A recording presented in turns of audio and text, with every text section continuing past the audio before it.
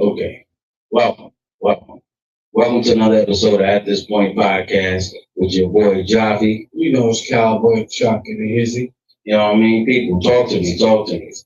Talk to me nice. Tell me how your week's been, how your weekend is starting off, and whether y'all planning on getting into on this good hot Friday.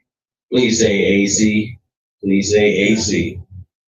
Yeah. I mean, it hit the high of like, well, where we at? Like 92. 92, 93 today. Yo, Yeah. It's love, baby. Oh, man. say yo. Friday. So, oh, I got Friday on me. Yep. Anyway, my amazing people, check this out. Here. Friday. Yes. Now, usually we start off pretty general, right? I got a little different sort of twist. Let me hear it. This one, let's go down a few, we'll go down a few avenues, but we're gonna have some fun with it today, y'all. So today's definitely get off real chest Friday. And this is a great place. We need a new DJ.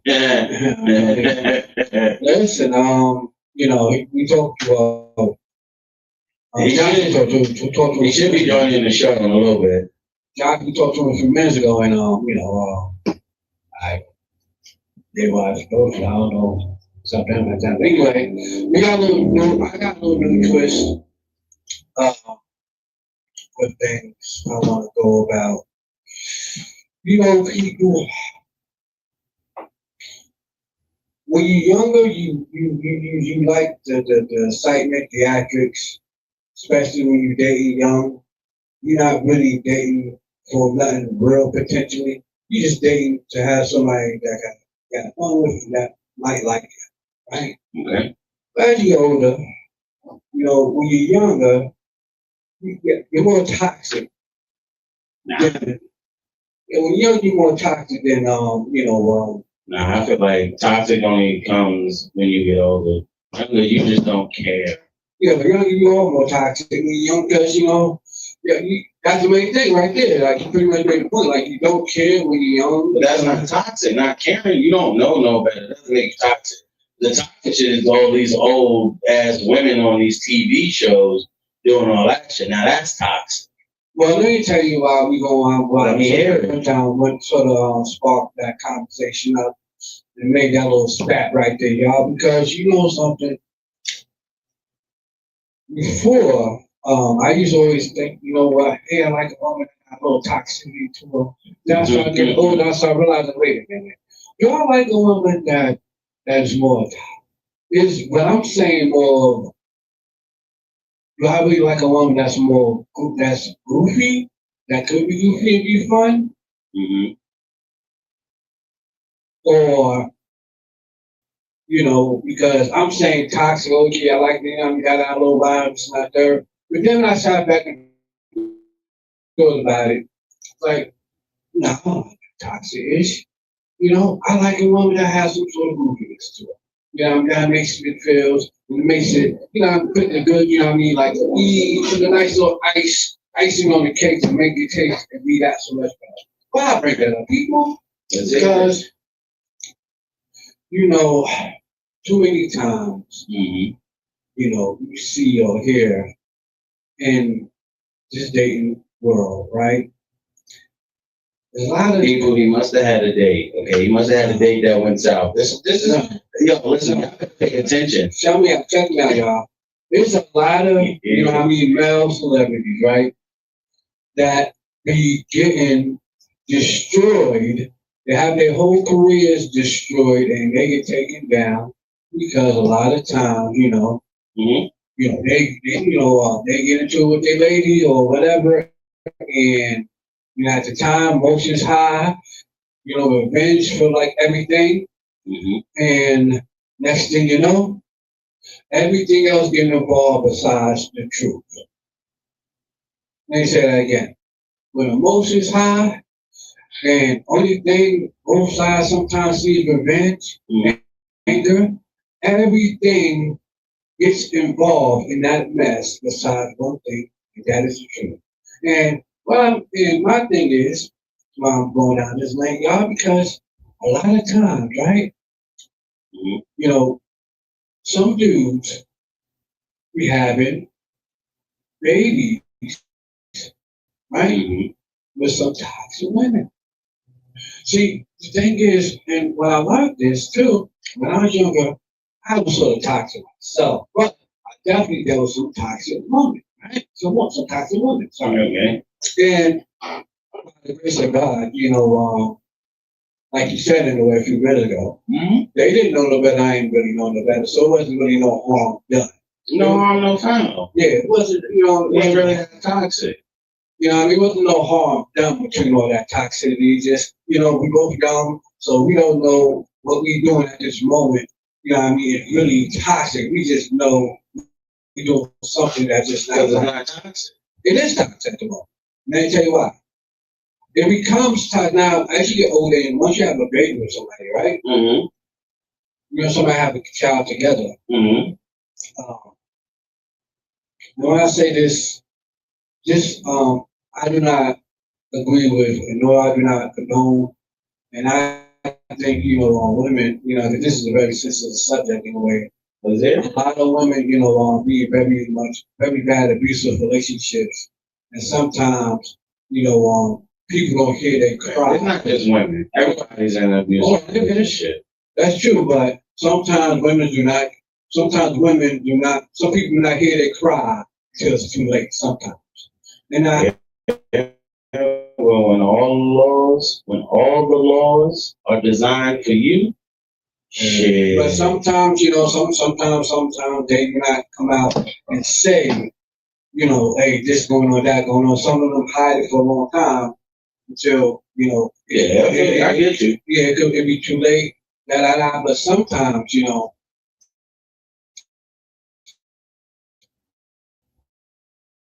um,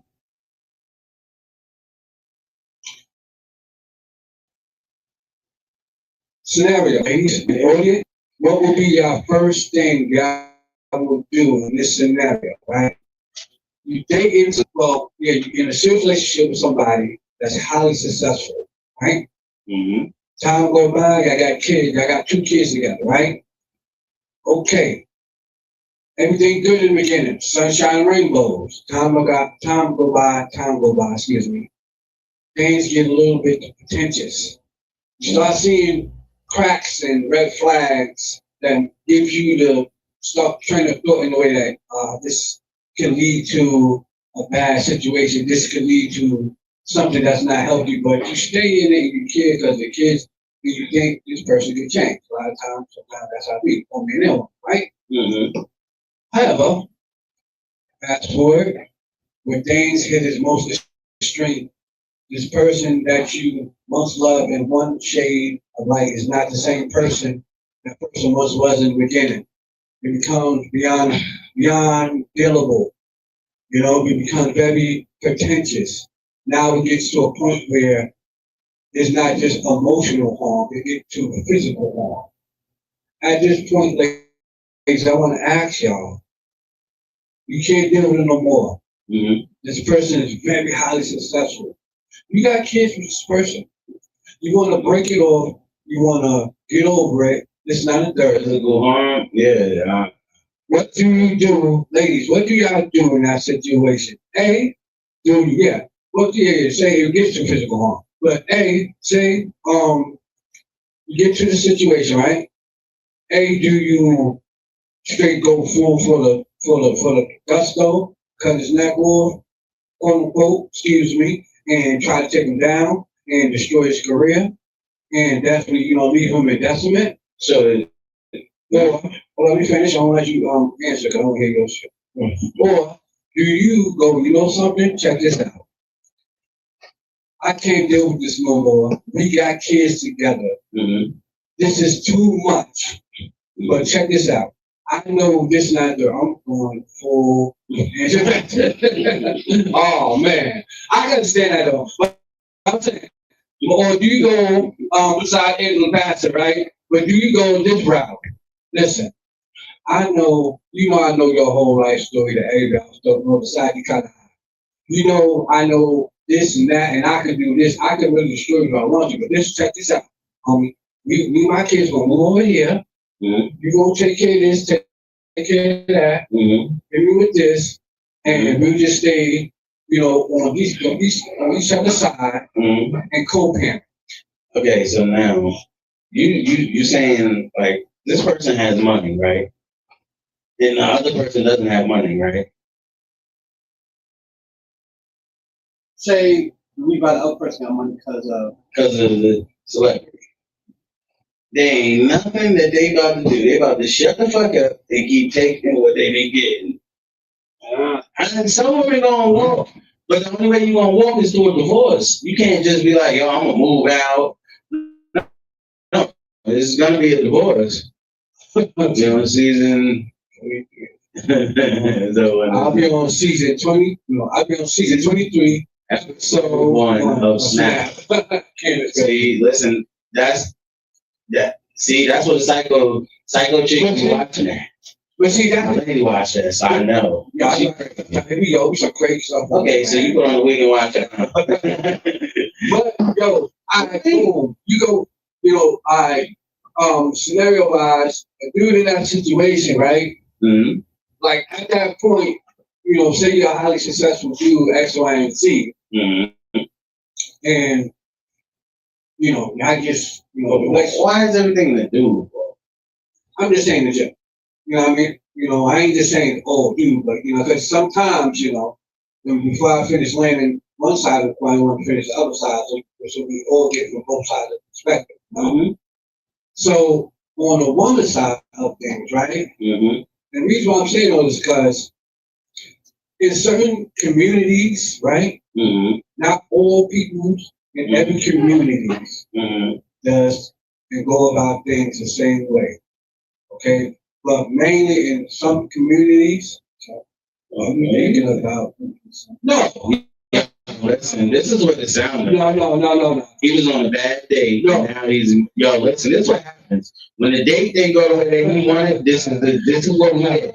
I'm telling you. This is where the conversation sparks from. Now, I was watching a clip from a podcast with Ray Davis. Ray Davis. Whatever. I think he a big time music is that. Mm-hmm.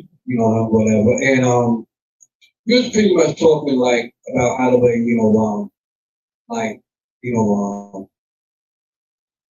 some like big time like celebrities and men and stuff like that. You know what I mean?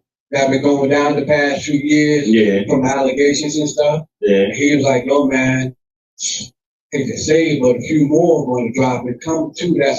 Everybody lies because of, That dude probably gonna be on there too. Look, I went down. But it's like Ocho went down.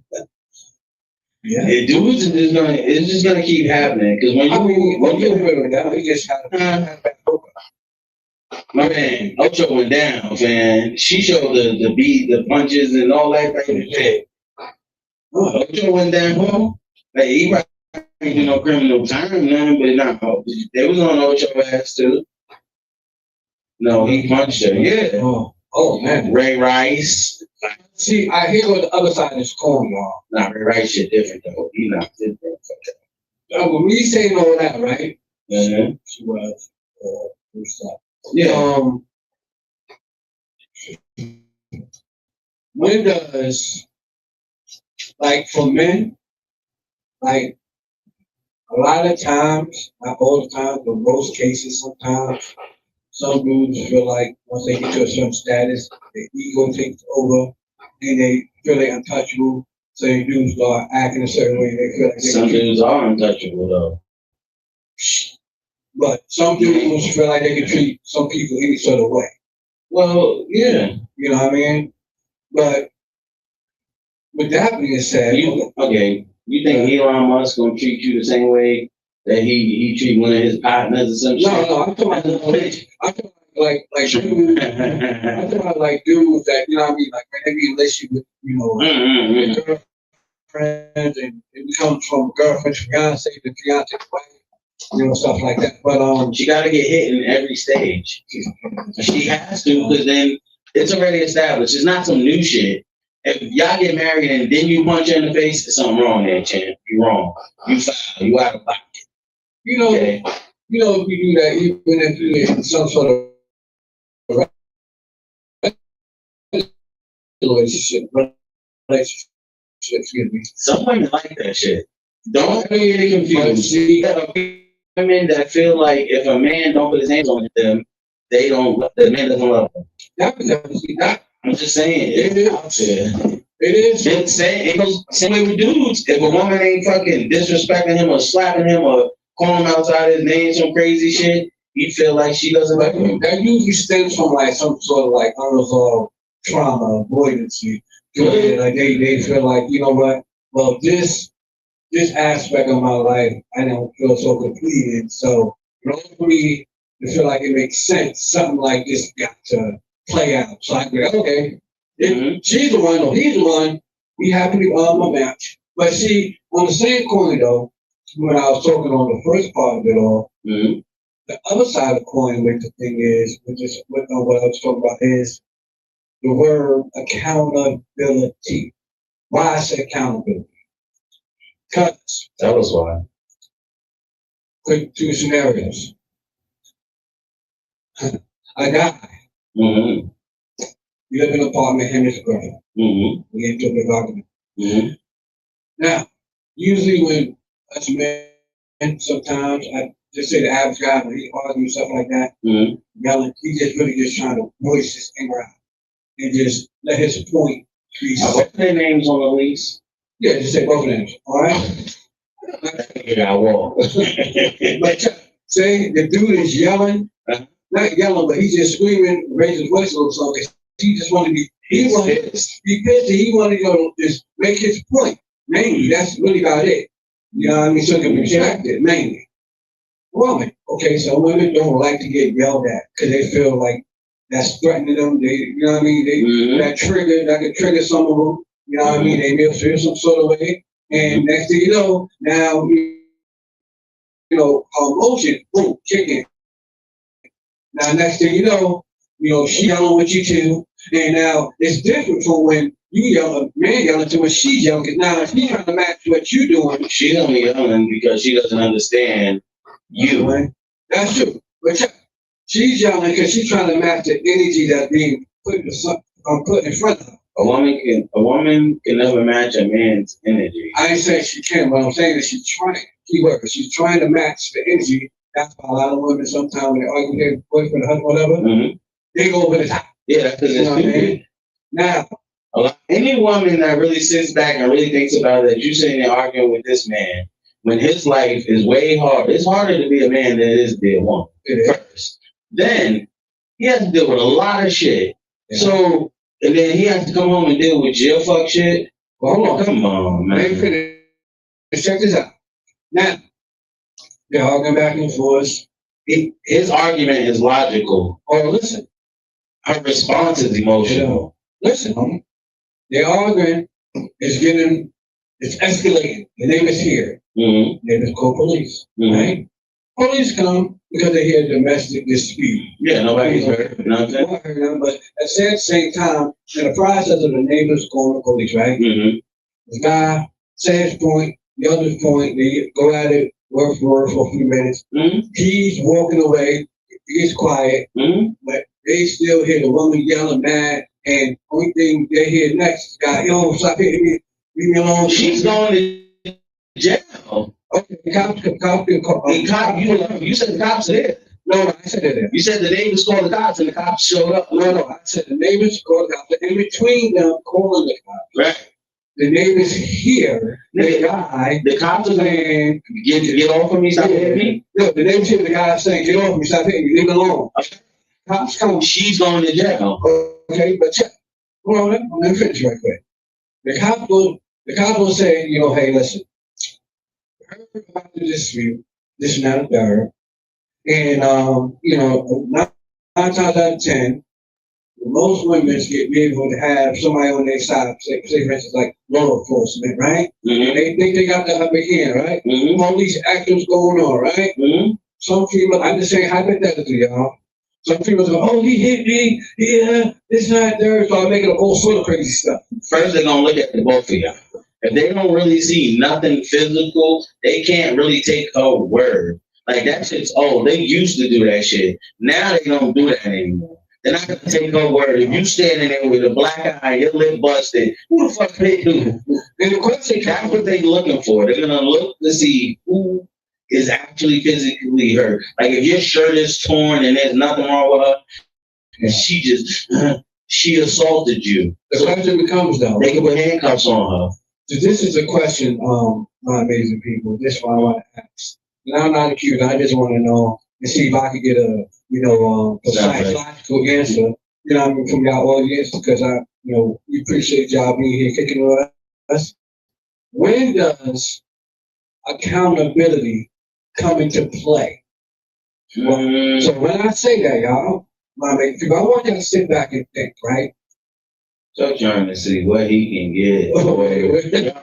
Listen, I'm glad someone else is hearing it. It's not that me. I just want to know when accountability comes into play when it comes to, some people. Both sides gotta be accountable. But a lot of times, fences. And that's how a lot of dudes, right?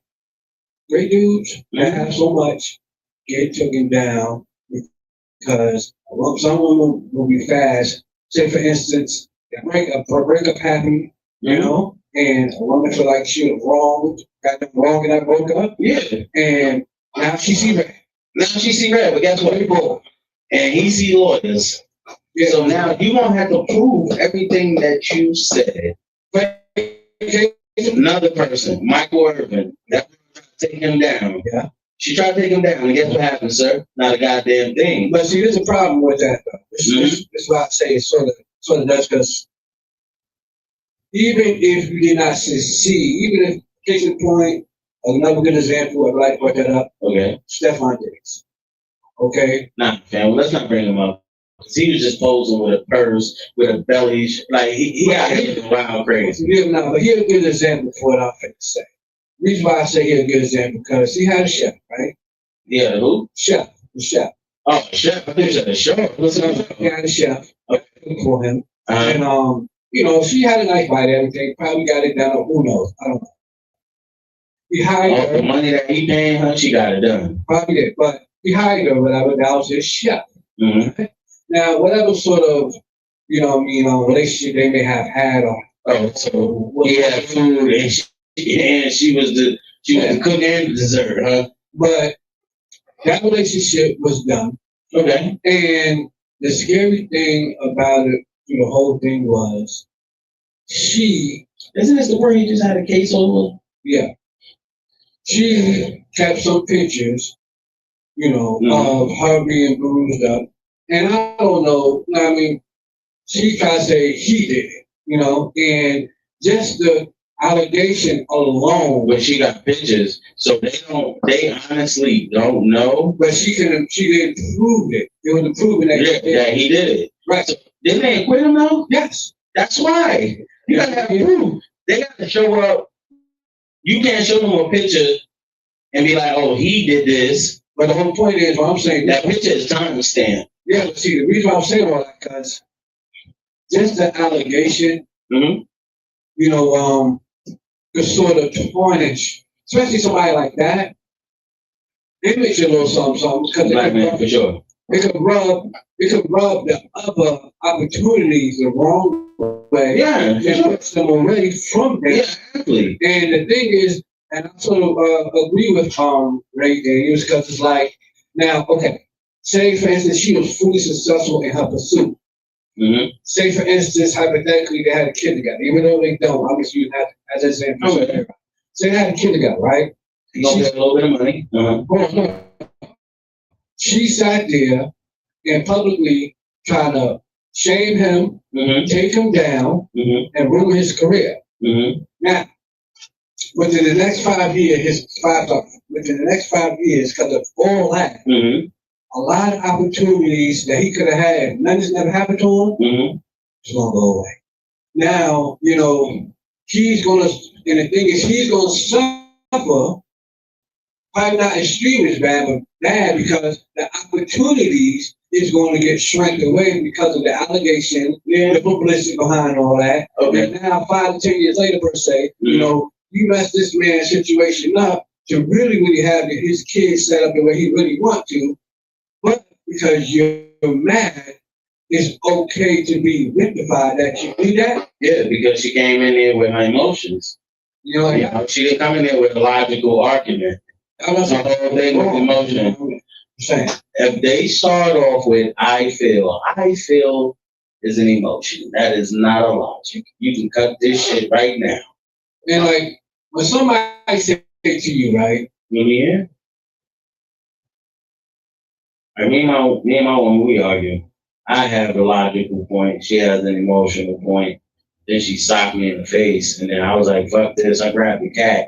Princess did nothing. She went and smelled the bags. I was like, "Oh, this cat's a piece of shit." The question is, right? If I'm gonna say something else.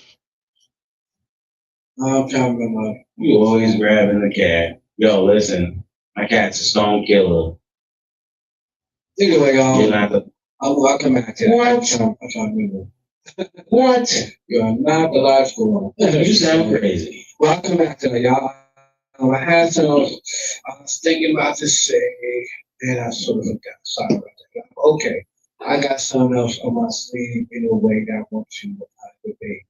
This is gonna be fun. Let's hear it.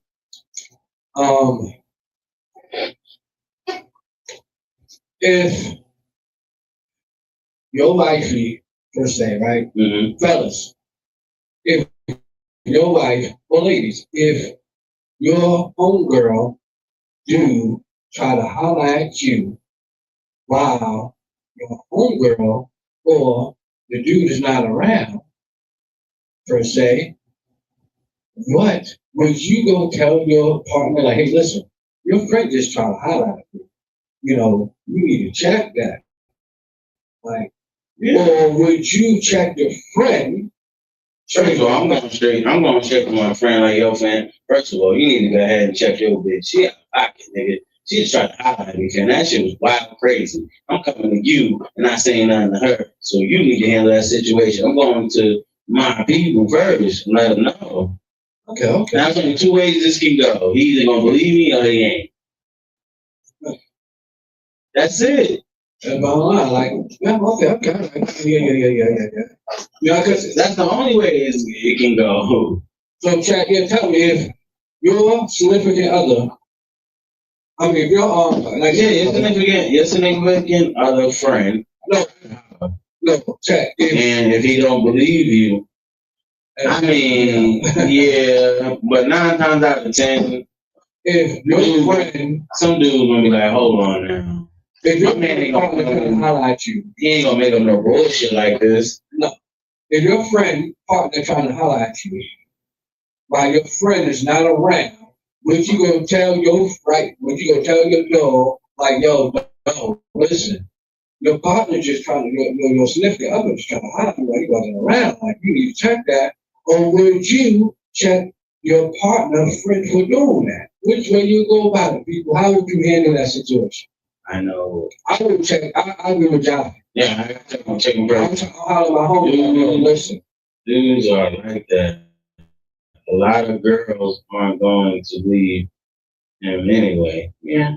Dudes are like that. Some dudes are like that. Some dudes will sit there and try to, let's see. If you tell your person, your dude, your mans or whoever, that this is wifey, you know what I'm saying? He still try to holler. You gotta in too deep that dude. Pause. You know what I'm saying? Yeah. Because now if I be like, yo, this is my little you know what I mean? And you go holler, Nick, all fair game, sir. Fair game. I'm just knocking it down. They both need to be checked. Why are you checking? Why are you checking the person that's getting hollered at? Like, what if this shit just happens random out the blue to them and they don't even know? So you really can't check the person that's getting hollered at. Meaning, Or are you saying you check the chick and the friend? yeah, I think she's trying to say it's more of like she'll check the person that's trying to holler at her and her friend too. Like, yo, listen, you're out of pocket. Okay. You know what I mean? This is my real good friend. You crossing the boundary, then bump as my friend, hold up, whatever. Like that. Oh. Run up, oh. Run up, oh. Get mad, right? Run up, oh. Check, man. Yes. Okay. Okay. Yeah. And check, call your friend like, yo, listen, I don't know what y'all got going on over here, but I need to holler at you, let you know real quick. Oh, you go? Okay, look, check this out. Your significant other, like, wasn't around. We went to the store. I must have moved. But that's the same shit I just said. Yeah. I just want to let you know, yo. And sometimes, you know something, there's a lot of situations like that. The person tell their friend what they significant other did, and the friend don't believe them. Yeah, don't believe them, want to fight, they don't curse them out. They listen, we don't fight. Because if you put your hands on me, as I just told you this, and you put your hands on me, I'm going to beat the shit out of you. And now you're looking bad in front of her. So now you might be in a worse situation. Hello?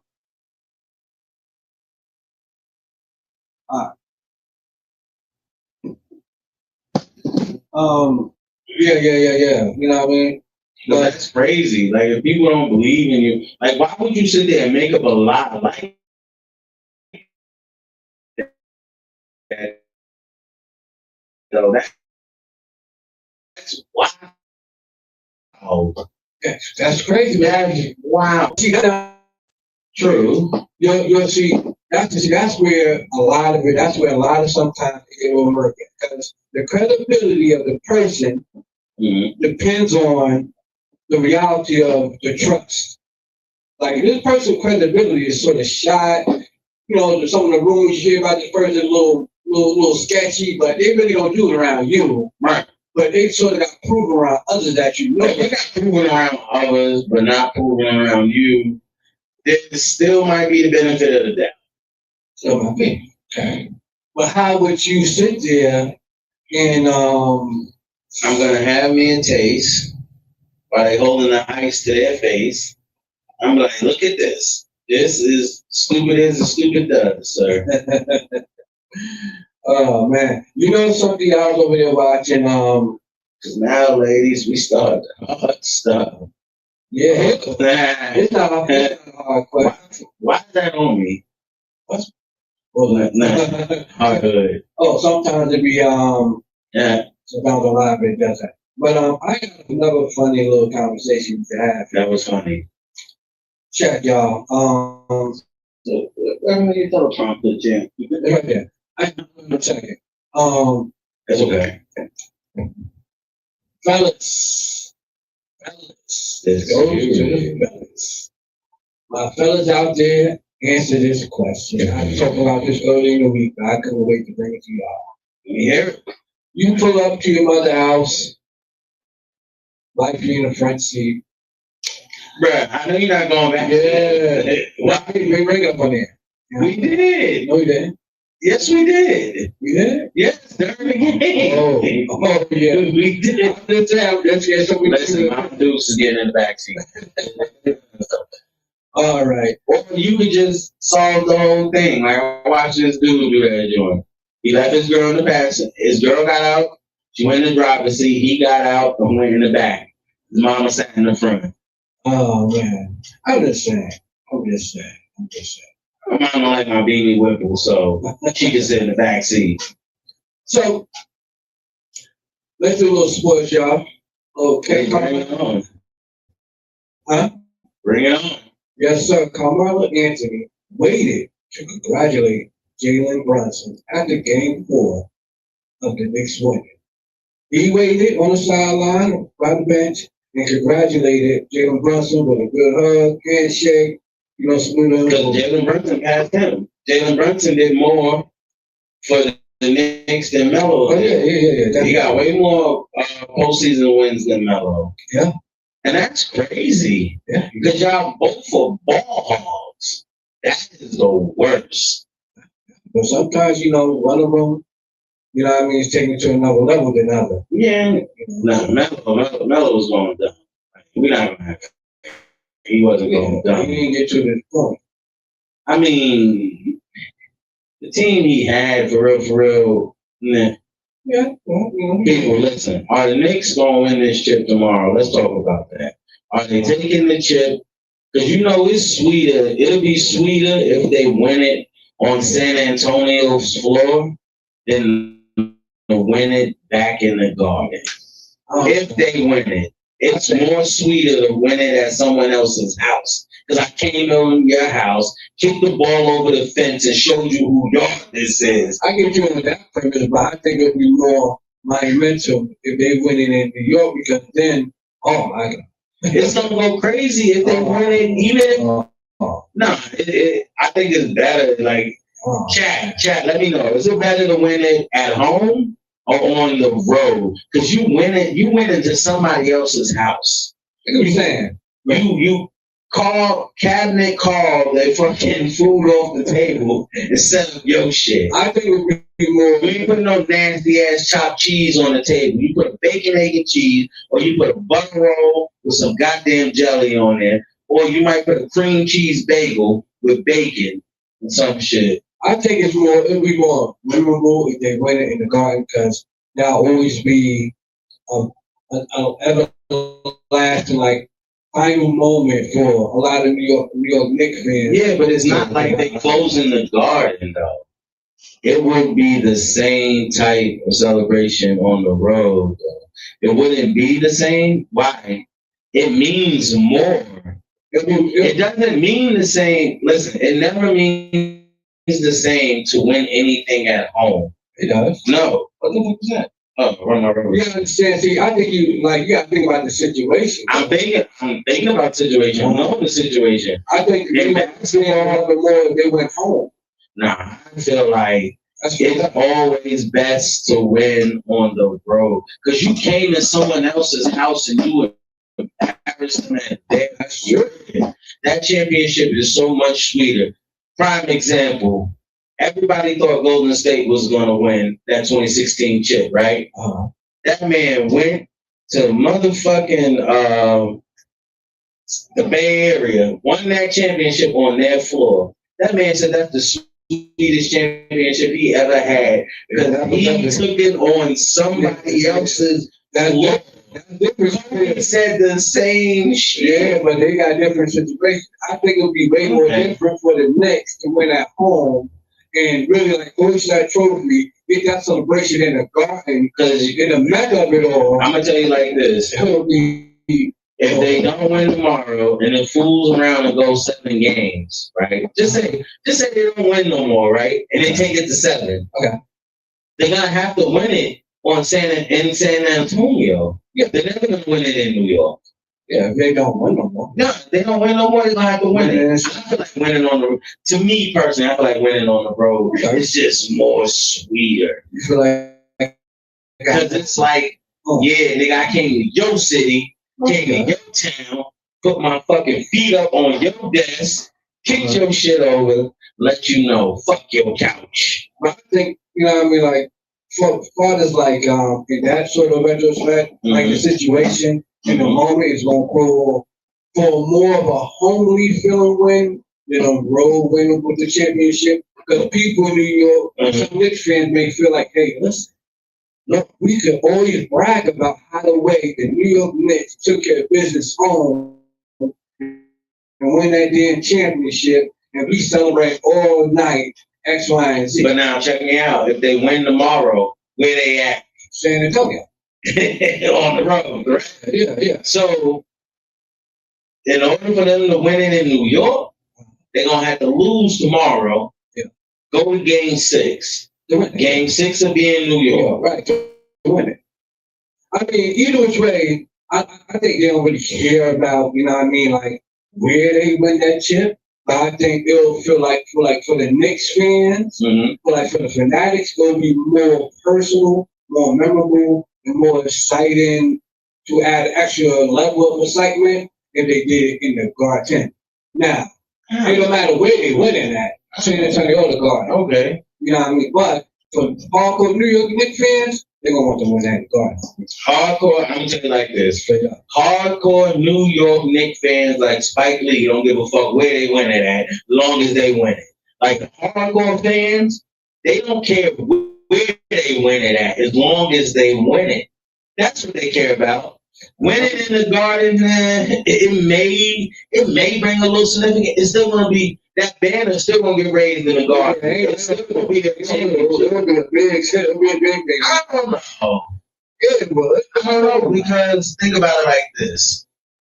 Either which way, it's going to be a celebration the night that they win, right? If they win. So the night that, if they win, there'll still be a celebration. They still going to hang a banner in the Garden, right?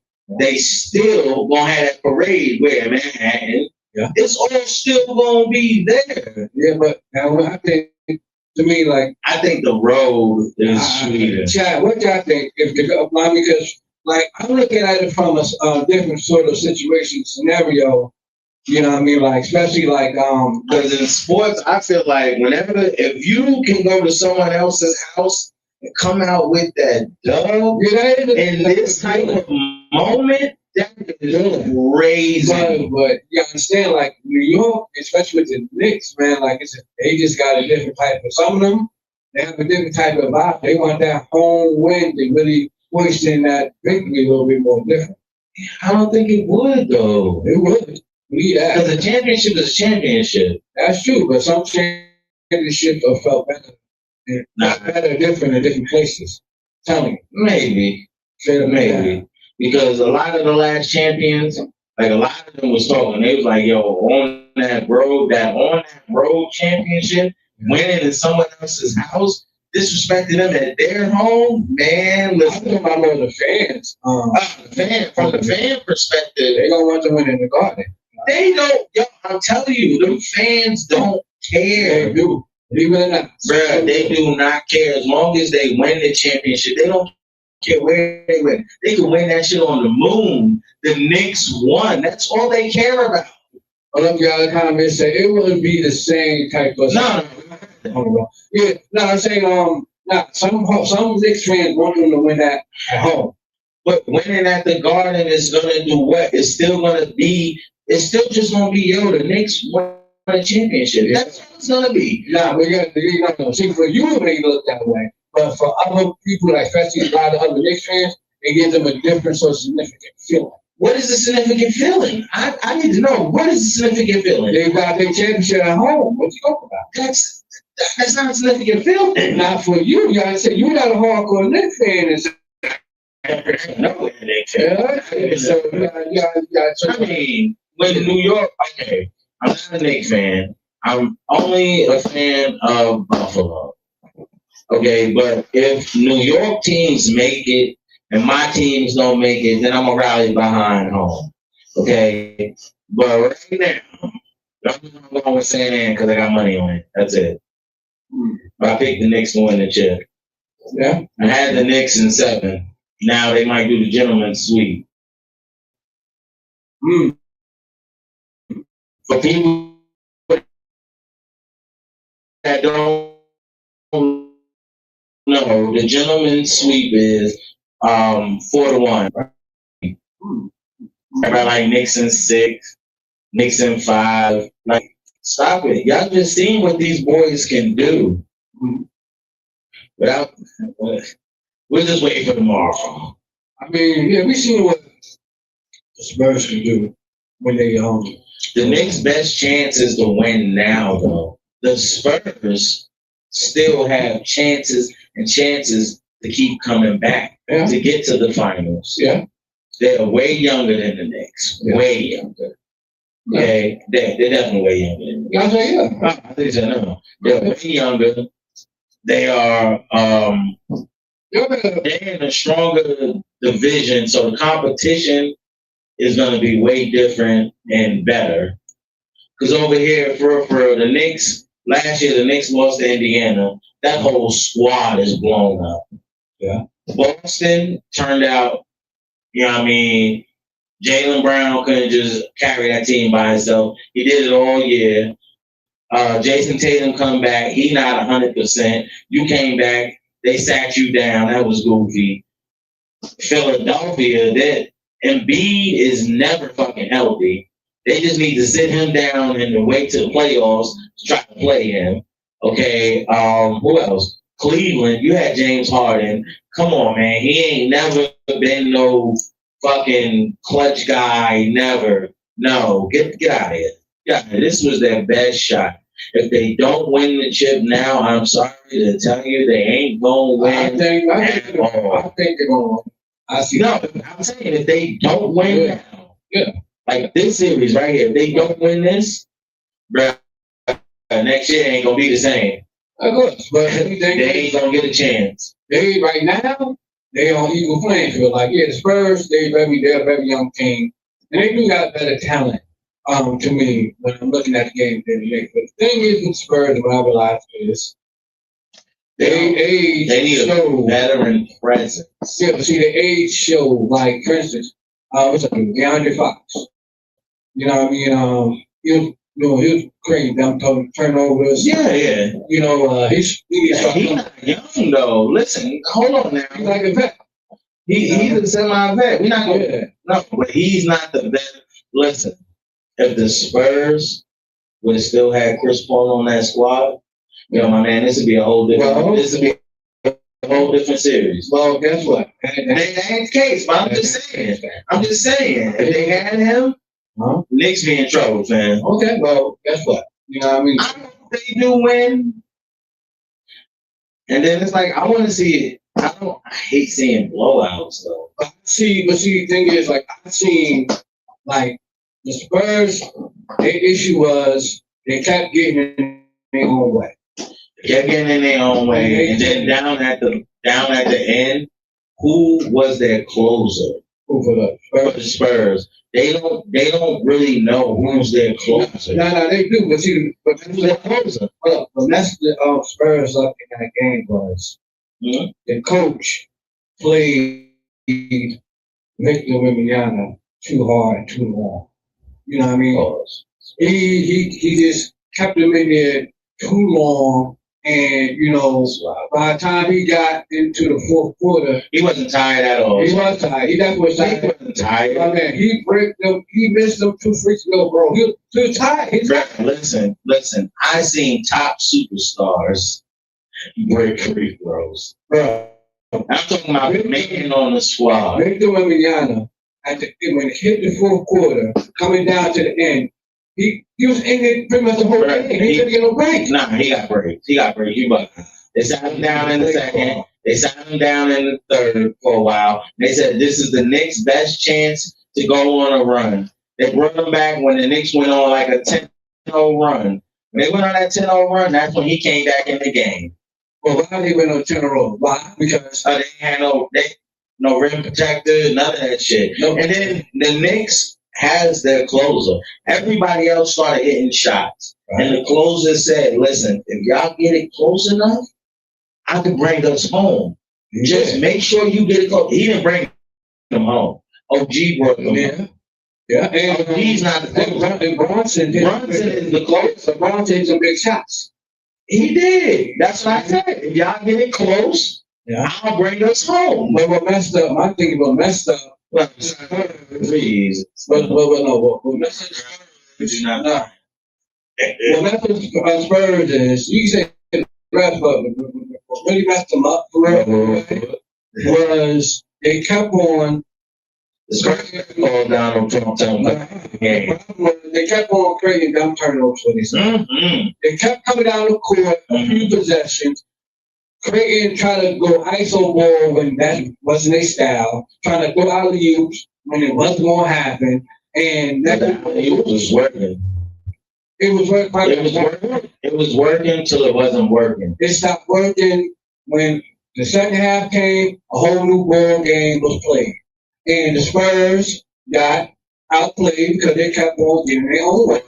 Or because money began involved in a lot of stuff, man.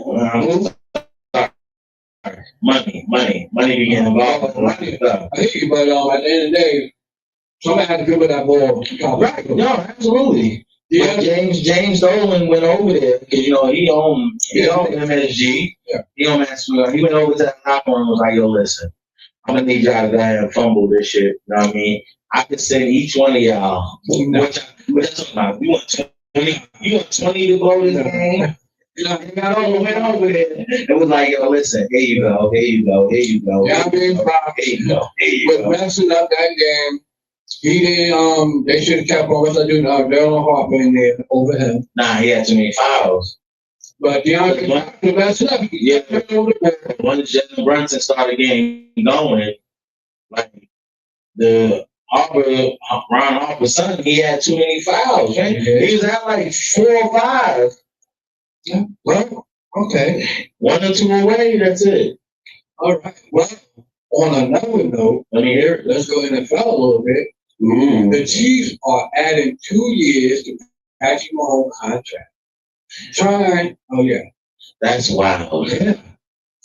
Yes. So now they just gave him 4 years, 10 years, $450 million. Yes, and they are tying him to Kansas City. They're tying him up for Kansas City through the 2033 season at a value of $504,075,000. Okay, so they only gave him the first NFL deal valued over $500 million. Okay, he deserves it. We're not even about to act like he don't. But at the same token, he was at 450. They gave him what? 504. So they gave him 54 more mil? Yeah, something like that. Let's think about it. Now, Mahomes is Mahomes, you know what I'm saying? Yeah.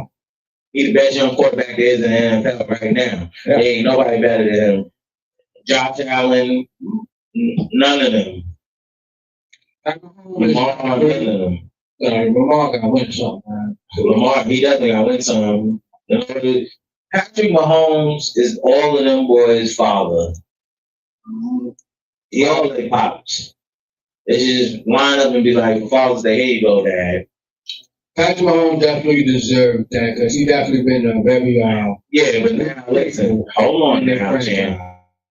Is what have you done for me lately? My man ain't been winning lately, okay? He been injured. He ain't been winning lately. Yeah, but thing is though, see, No. his potential to win. Oh yeah, no. Still high. It's still high and it's great. Yeah, in the past year and a half. It's not like he old as fuck. Nah, My homeboy probably like 30, 32. he just turned 30. Oh, yeah, hell no. He still got another. And he was nursing actually he just came out of surgery last year from I think he tore his ACL. So he cool. Ricky was rubbing him up and shit. So You know what I mean? It's all good. we definitely big shout out, congratulations to our boy Patrick Mahomes. My homeboy about to cook this year. And the best is still yet to come from him. I mean, this guy, I think he's been in the past 4 to 5 Super Bowls. My man, he has. Yeah, and that's crazy, man. That's crazy. People don't realize how hard it is. I never played professional sports, but I can only imagine how hard it is to get to that, final stage among the greatest of the greatest in your era at the moment. You're playing against them. Yeah. He just went through a whole league of other good teams. See, but this is why I tell you, football is the greatest sport. Oh, yeah. Why? Because every other sport, you get chances at the chance. Football is one and done. You're going to show me that you're better than me right now. Trying to move a human against his own will is crazy. The thing is, too, the training is just, sometimes when I'm at the gym, Football training. I see them there sometimes, and sometimes. Like NFL training, not no high school shit. Sometimes I see, of course, the top NFL trainers, they don't be those type of things. No, I mean, you watch the videos. Yeah, but I be seeing, I be seeing D2, D1, Yeah. in college and stuff. They would come to the gym sometime, and Like they had their coach and stuff with them, and like they workout regimen be crazy. Wow. Like, damn. Okay. Well, you know, Shaq is a funny guy. Shaq and the Fool. Shaq defends his beautiful tail paint. I don't understand Shaq. I don't know. Shaq gets so like, confident with himself and sure himself like you don't care, like he be painting his toenails and all that stuff. Me, I won't do it. Shaq just on some funny shit. Shaq just, hey, listen, Big Shaq will get Big Shaq for me. he just be doing some goofy stuff sometimes. And big shout out to him. He crazy, like, you know what I mean? Like, man, I want to do that. I don't think you should paint their toes, but hey, keep this up. What is that? Just saying. Another sports news, we got the what's that? The FIFA World Cup. Mexico opens the tournament with a 2-0. Hold on, if I'm not wrong, isn't the World Cup in New York this year? I don't know. I'm sorry, chat. Let me know. Am I bugging? I think it's in New York. Some shit like that in New York is wild banana. Mexico is up 2-0 over South Africa. But see, listen, this is the biggest sport there is. Why? Soccer is the biggest sport there is because every country plays it. Not everybody plays football. You know what I mean? Well, we could be like, oh yeah, football, the Super Bowl is the most sport that generates the most bread, but the most watched is the World Cup, FIFA Cup, all that type of shit. They're the most watched. There's nowhere around. Yeah, because other countries some games are at MetLife Stadium. Okay. Thumbs up.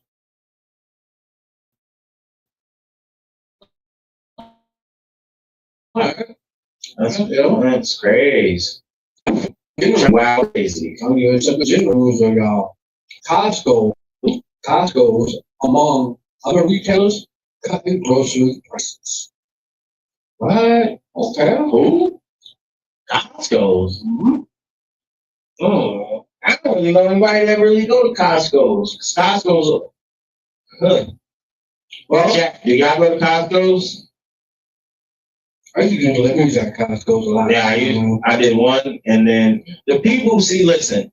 The one thing about me is I hate somebody that take their job too serious. Like the security people, like, oh, let me see your car. So boom, I walk in with Lois, right? You know what I mean? I just keep it moving. Lois stops. So I'm talking to her. I'm like, yo, she can't fucking help me do nothing. Then when I'm walking out, she's like, well, you could at least show me your thing. I say, yo, I'm doing fucking this. What are you talking about? You're taking your job too serious. Like, get out of here. They're paying you $10 to argue with me, but you didn't ask this fucking person behind me for nothing. Nothing go by? Right. She just let him roll straight by. Bitch, get out my face. Well, big shout out to Costco's and other retailers, stores the security that are cutting grocery prices for everyday Americans. You don't know me. Trying to survive and trying to put some food on their table because times are rough and all need some breaks here. Right. Because on the dead homies, I was about to tell them, you don't even know. And I got that fire on me. I mean, groceries I've got. This guy, everywhere about groceries. Groceries not expensive. Yeah. Listen, if you are the only people that can't afford the groceries is people that are sleeping outside in tents and stuff. And no, regular household people can. They can to a certain degree. You need the basic essentials. Man, listen, some people are struggling to, they over here thinking, paying, and some people are thinking about paying either their car note, rent, utility bill, or, they're not prioritizing right. That's all it is. They're trying to sit the first thing you pay is the roof, then the car. The roof and the car. Because you need the car to keep the roof. But it's still not, groceries. But they have all types of supermarkets. that's where these mom and pop supermarkets come into play. But still, so this still Like when you went to Shop Shopper, and when you do your Shop Shopper, yeah, there you go. That's everybody got Shopper, but the whole thing is Costco. I feel like that's a South thing. Sort of. Chat, let me know. Costco and other retail stores definitely is. Yeah, but Costco's like a fucking conglomerate, big giant. Yeah, it's more like it's more like when you go get your stuff out of bundles and bunches. By the boat. Yeah, by the boat. Yeah, they like BJ's and all that shit. You know what's another crazy thing? You know, sort of like in the cinema world of things. Let me hear it. Well, the Michael Jackson documentary moonwalks one step closer to $1 billion milestone at the box office. Currently at 900 million visitors. Profitable bio movie. Bio movie. Yeah. I was gonna say the most profitable movie I think ever made it. I think it was it's between Avatar and Lord of the Rings. But Michael Jackson. Because everybody talking about this. Yeah, So I might have to million. 900 million right now. So I'm not contributing to that. I'm gonna see it for free. So it'll be on streaming soon. But you know what's funny and crazy though, man? It's like with Michael Jackson, like especially with how many fucking movies do we need of Michael Jackson? Yo, how many documentaries, how many fucking movies? Like, yo, get out of here. People are just thirsty to keep seeing the same shit. No. But this one though, they got nephew. Yeah, hell no. The fans was really involved in this one. Only person that didn't get involved was Janet Jackson. Oh, cool. I mean, Janet get involved. But we don't need to keep seeing 1,000 movies about them. Yeah, Jackson 5 was enough. Yeah, but So you got 1 million documentaries. Every time they drop something about Michael Jackson. Mm-hmm. Yeah, but then they don't want to tell the truth. See what I'm saying? Yeah. People don't never want to tell you the truth. Yeah. And another occurring news as well. Man, God damn, how many more movies? That's just like Fast and the Furious, nigga. I'm sick of them shits. Like, cut the shit. Stop making them. Man, look, he got enough. This nigga is the Fast and Furious of now. Well, you gotta understand this one thing. If you make a movie, right? Say you made a general movie for the first time, okay, and it became very popular, popular, okay, it became verbal now. Okay, you would not follow up with another one? But what? Yo, listen, not a lot of sequels are fire. Yeah, but I can name millions of movies. We ain't talking about how many sequels is not fire. I'm saying if you got a profitable, if my first movie hit, okay, and it hit, cool. My first movie hit, then I dropped the second movie and that shit trash. Like, it's like dropping an album. Your first album, everybody's first album is fire.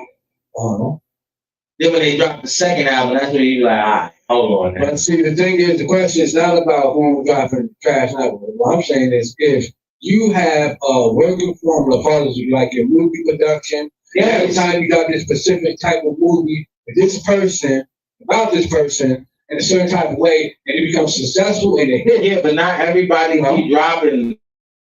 This is a whole bunch of different type of people. Yeah, that's dropping this joint. It's not the same person. Different production. Yeah, but not like I'm just saying we don't need no more. We have enough, man. But they get paid. They get paid. Oh, they definitely get paid. I thought they was gonna have more for Michael Jackson. I'm not about to lie to the world. I thought so. I thought so. That would have been wild crazy. As an older Michael Jackson, that could have worked. Could have worked. No fire. I'm saying, well, listen, you gotta work the formula, and you've been working every 5 years. Now we need a different movie. Show me a movie about R. Kelly now. God damn it. Well, if I got that working, who knows? Well, and another all these Michael Jackson movies. They fire. They've never been. I didn't see this one, but you know what I mean. Well, not beneficial. Excuse me. They're very profitable. You know what I mean? They're profitable to every time they drop out, I mean, But it's about to stop. oof, It's about to stop because let's think about it like this. A lot of people, like all these older artists, the generation that knows them is starting to dwindle and decline, fam. Like these younger dudes ain't gonna know that they might heard of, yeah. but they ain't gonna know. They ain't gonna really care. You know what I mean? It's not because it's not too much in within their Right. You know what I mean? It's not like, you know what I mean, what, Like, don't get me wrong, I like Mike Jack, but come on, my man, too many movies. Fast and the Furious, too many movies. but the thing is, Bad Boys, well, let's stop now. If they make another one, it's crazy. I mean, profit. You know, that's what I mean. That's all they worry about. The ducats. The ducats is wild crazy. Yeah, so they're gonna keep on. Yeah, they gonna keep making that. Speaking of that, right? You gonna make what makes you money. Okay, JD Vance Okay. will appear on The View on June 16th, marking his first visit to ABC daytime talk show. Vince will join all 6 of the program's co-hosts to discuss his new book. Man, what is that? JD Vance. Nigga, you said Vance. Well, You fucked up, man. I'm gonna say Vance. I said Vance. That's all. I'm gonna say Vance. But This guy, yeah. I just said JD Vance first. Yeah. So anyway, But he gonna be on The View. yeah, Isn't that like Oprah and them? yeah, it's Oprah and them, Joe Behar, Yeah. Austin, What is he gonna have on the purse? and I don't know what the hell. But he gonna discuss his new book. Common Union. I think that's What is it called? Oh yeah. Common Union. Yeah, Common Finding Union. My way back to faith. Faith, yeah. Holy shit. His new book is gonna be called Common Union, Finding My Way Back. That's Okay, so Common Union, is he trying to unite the South? Or and he's trying to talk about Christ too? I don't know. Bruh. Well, you know, I believe, These politicians, they just do whatever they want to do.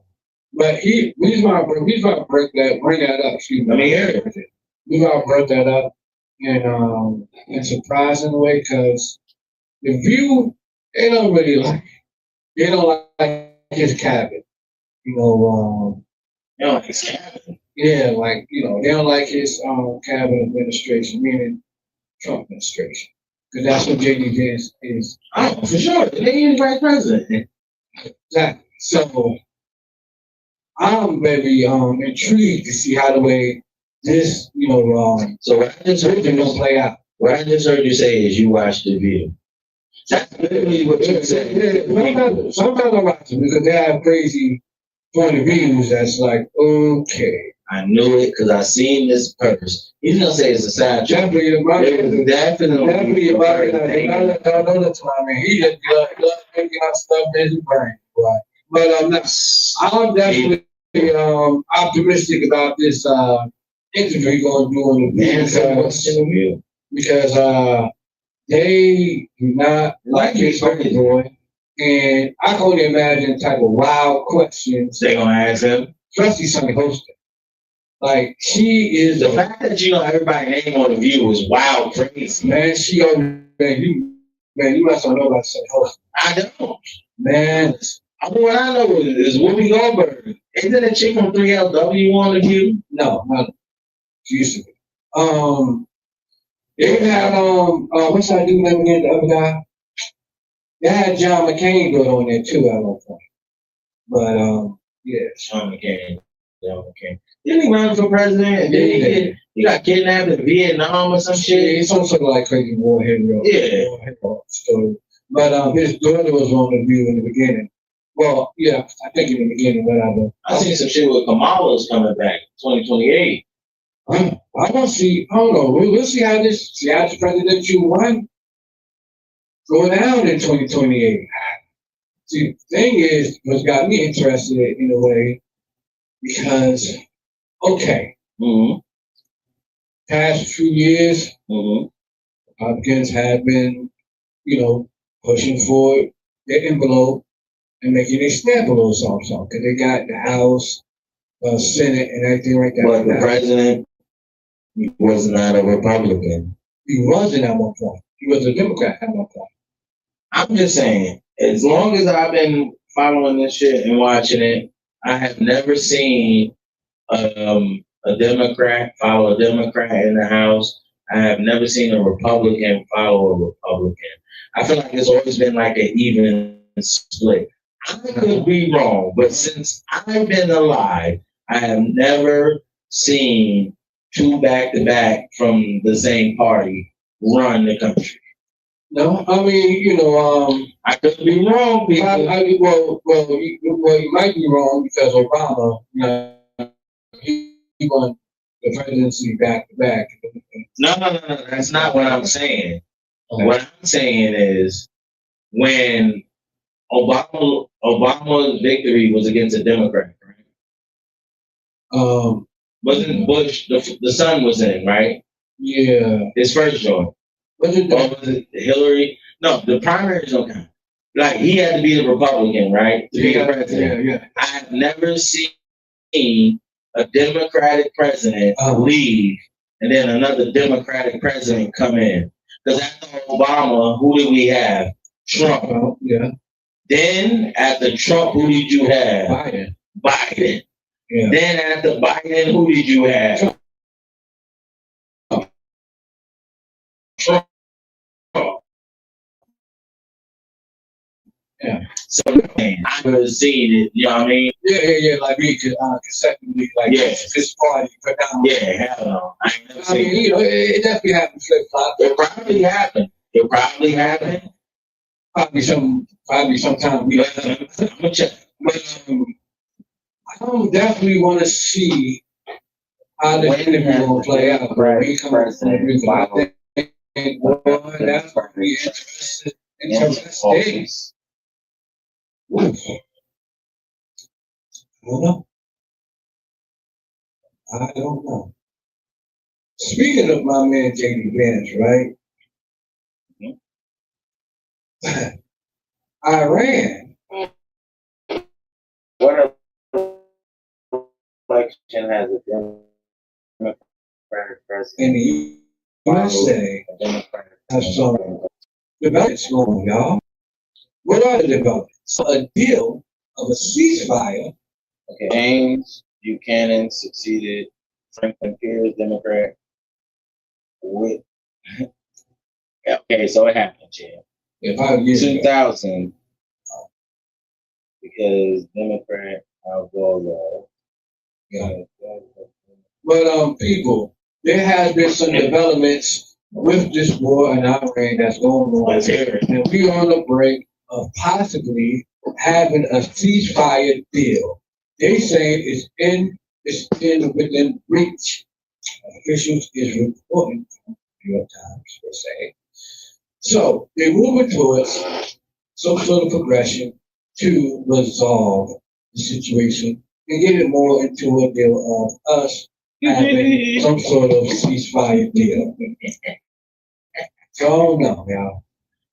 I don't know. I hope that we, like I said, I hope that this situation becomes, contained, resolved. Yeah, no, they saying that. I think we're gonna cop out. Everybody gonna work out a deal, and this war gonna be over. Because listen, if people don't know, gas prices have dwindled down within like the last week and a half. Gas prices within these last 2 weeks. I'm sorry, gas prices have started. So I know because here the prices are going. 2 weeks ago the prices was damn nearly at $6. It's moving down. It's moving back to like the 450. Still a little high at certain spots. Yeah. Like Sheets will always be kind of a high spot because massive people come in. It's over 24 hours. You know what I mean? All the 24-hour spots are gonna have like the little mom and pop joints. They starting to move down. Sheets is moving down. Yeah, slowly but surely. Yeah. 5, 6 cents, 7 cents at a time. It's going. That's always a good sign Definitely. when you hear, talks of like peace and some sort of deal possibly getting worked out. That's when things start to ease down a little bit. So let's hope they keep on moving forward with that. I hope so. Shit. That'll be a good We need that. Oh, yeah, we do. We don't need a break. Yes, yes. You know what's funny? Another thing too. Right there. I was looking at That's spaghetti. Where do we see that? Oh no, that's just my bad. Oh, It's just that spaghetti. no. Oh, maybe just. I've been seeing fucked up shit all And day. is it the way that like the way I set it up sometimes? Right, you just gotta make it. Yeah, then I space it out. There we go, boom. Yeah, I told to space it out for it. You know what I mean? Sure, the right thing, right? But raise the only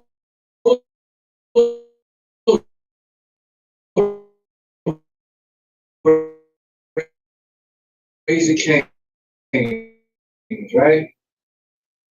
Says Roger King, so messed up, y'all. That's sort of to watch it.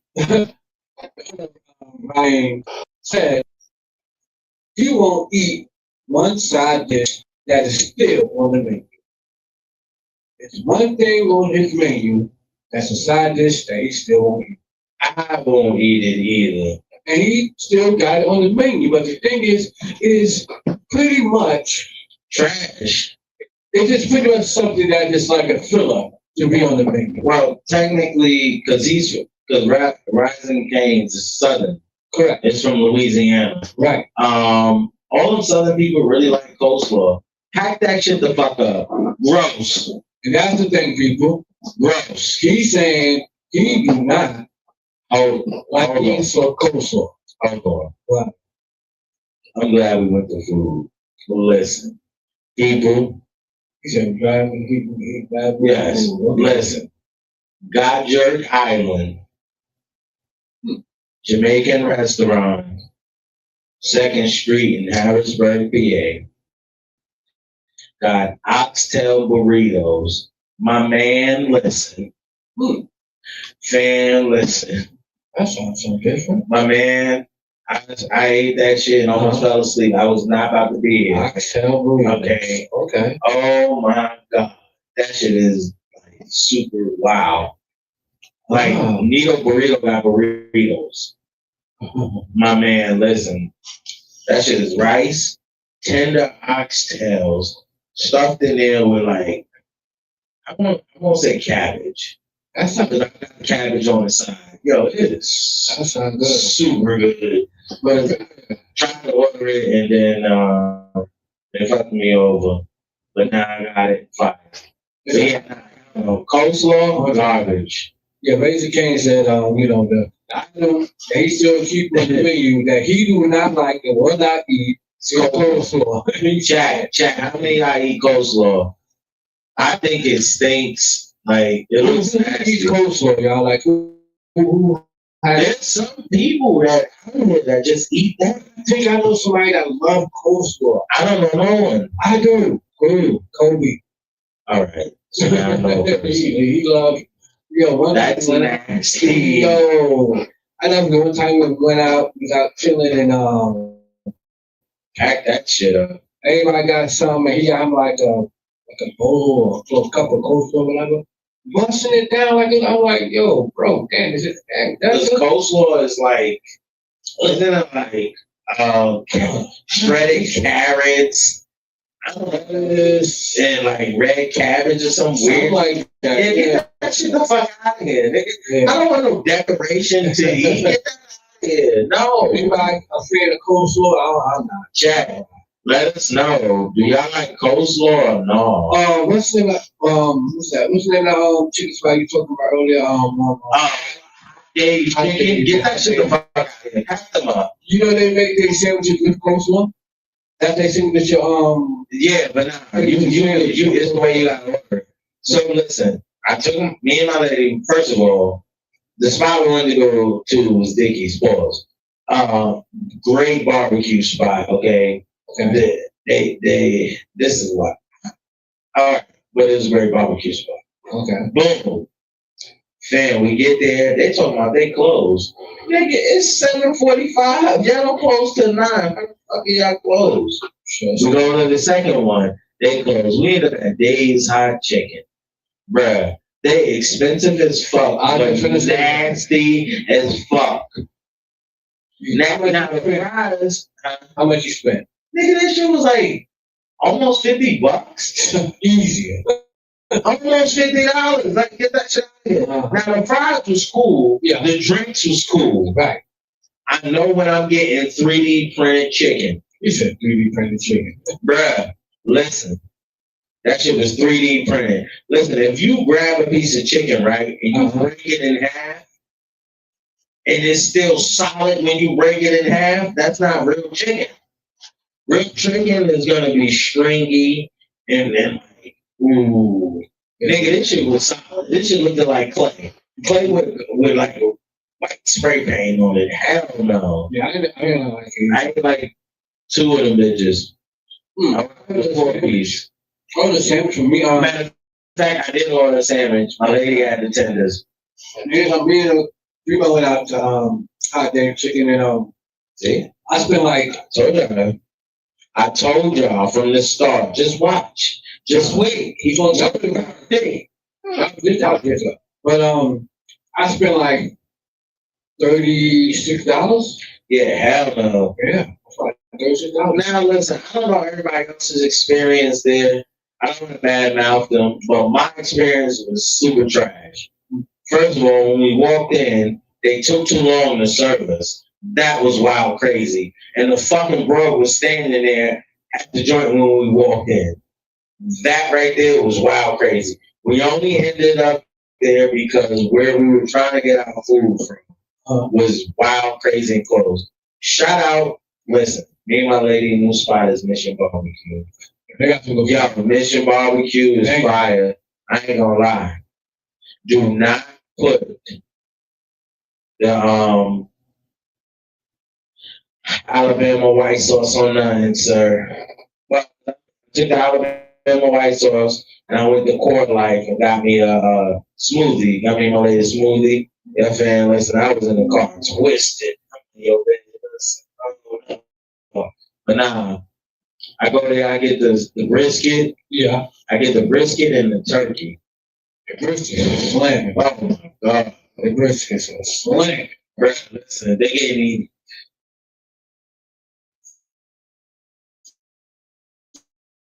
three like thick ass slices, pause, and then they're like,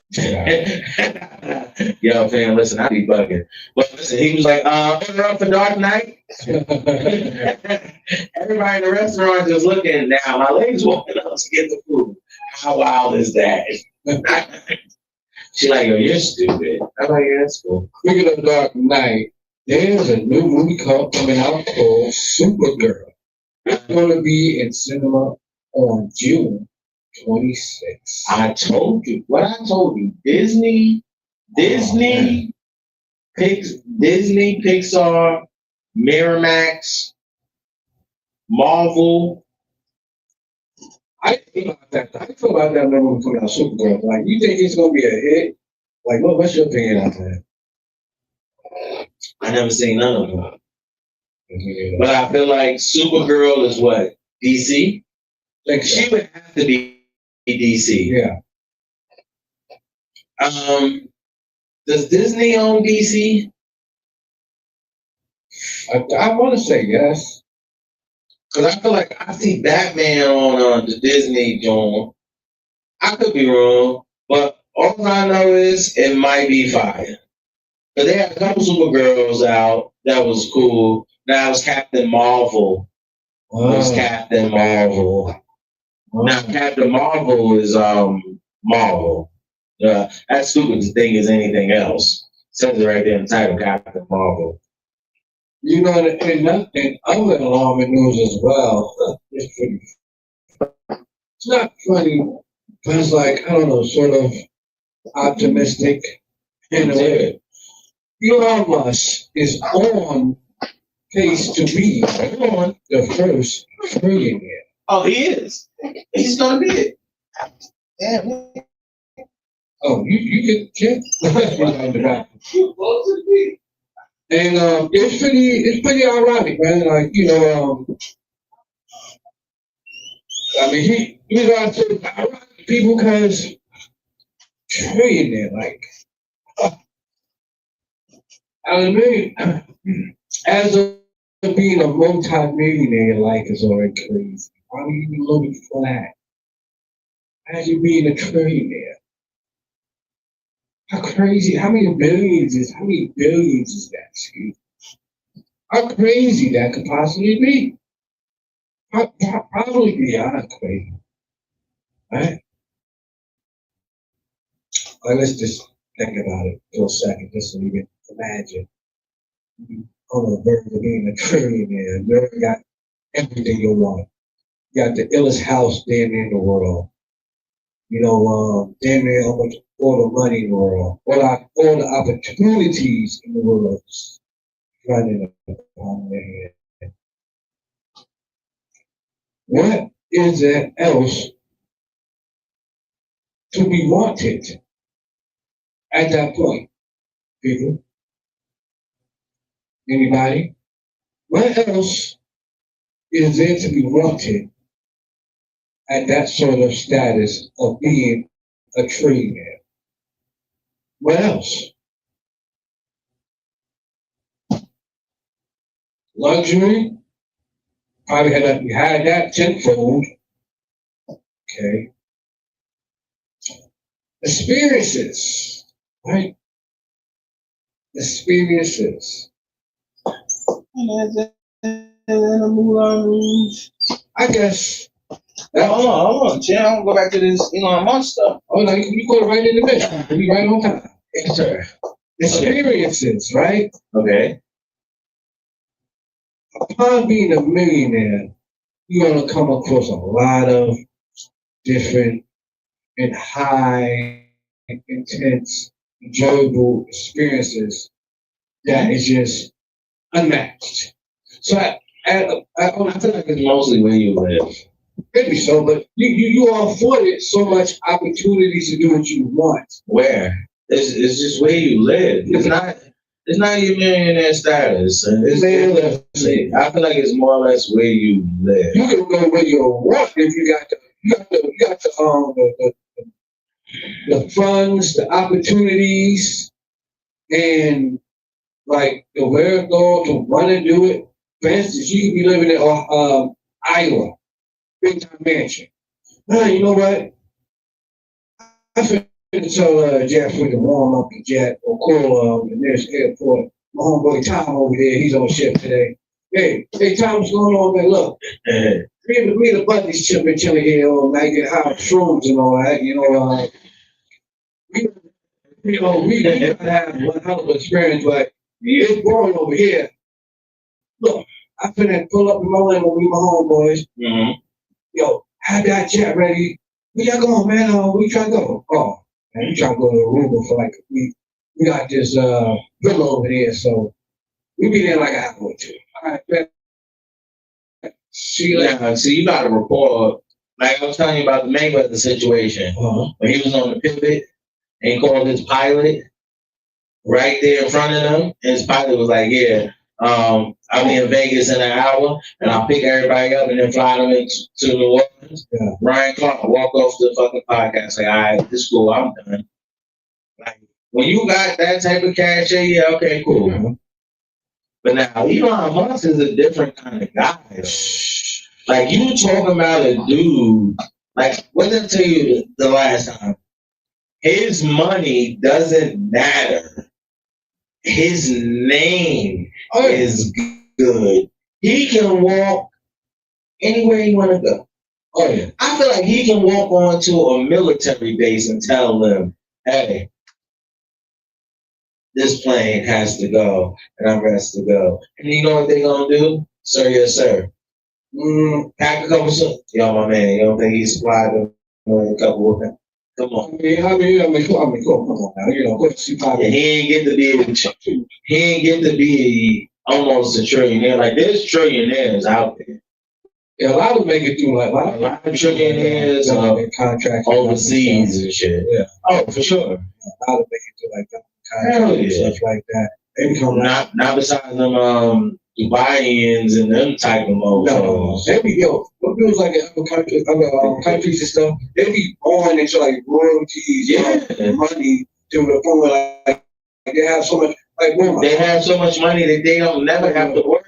They don't know what to do with it. They be Lil Wayne went to Dubai. And I think it was Dubai, and the dude was like, "Oh, they harassed him because he had like $100,000 worth of his jewelry or some shit. Mm-hmm. You gotta declare that." So the dude was like, "Yo, listen, I'm sorry that they made you do that." He bought Wayne, I think it was like a Ferrari or some expensive ass Ferrari or some shit. No. It wasn't a June that it was he went and performed over there. Okay. For I think one of the kings or princes, something like that. You know, we have like big parties and stuff. They fly, they fly celebrities out. Still, man, we give you 300,000 perform your songs. Probably perform like a mother. My man, listen, you really think they only gave him 300,000? I'm gonna say that's that. Yeah, okay. I mean, like 300,000, my man, listen. Baby, you know you gotta do. Hey, yo, Lil Wayne said he went and did like a party or something. Yeah. 2 hours, no, it was like 3 or 4 hours. And not only did they pay him, the prince or whatever was so appreciative, he took Wayne out to his front garage and front front garage. Yeah, front garage. Like a whole line of cars, and most of them were Ferraris. He's like, "Yo, pick anyone you want. I have a ship to you." Yeah. Your man like, "Man, I bet he's bullshit." No. He had that shit right to him. Yeah, he said 2 weeks he woke up, went outside. They talking about, "Yo, sir, you need to sign for this." This nigga said, "What?" Yeah. I'm like, man, shit, let me get a shit. Well, Baby, you know, the way he you know, fuck is you tripping? Speaking of Lil Wayne, man, like, you got him in your top 5. You got Lil Wayne in your top 5. No. Okay, who your top 5? The only reason why I don't have Lil Wayne, my top 5 rappers is in New York niggas. Okay. Boy. Big. Okay. Jay. Okay. Jada. All right. Sorry, Big. Okay. Sorry. I'm gonna start all over. All right. Rakim. All right. Big. Jay. All right. Styles. Nas. Okay. All right. That's a nice list. I love Styles, man. Yo, to me, nigga, ever since I heard that Gangsta in the June, yo, that was a hard album. Oh my God. That was a hard album. Man, listen. I created a homie, that nigga broke my motherfucking CD. What that? Kendon, this nigga died on the CD, bro. Oh, he was like, "Yo, how did you hold guerrilla warfare? Let me hold Gangsta and Gentleman." Even Swap, not musically wise, price wise, it was even Swap. I'm like, cool. He gonna dub it. I'm gonna dub this. Man, that nigga crack. My top 5 would be, mine is a little sporadic and mixed up. I'll go Pac.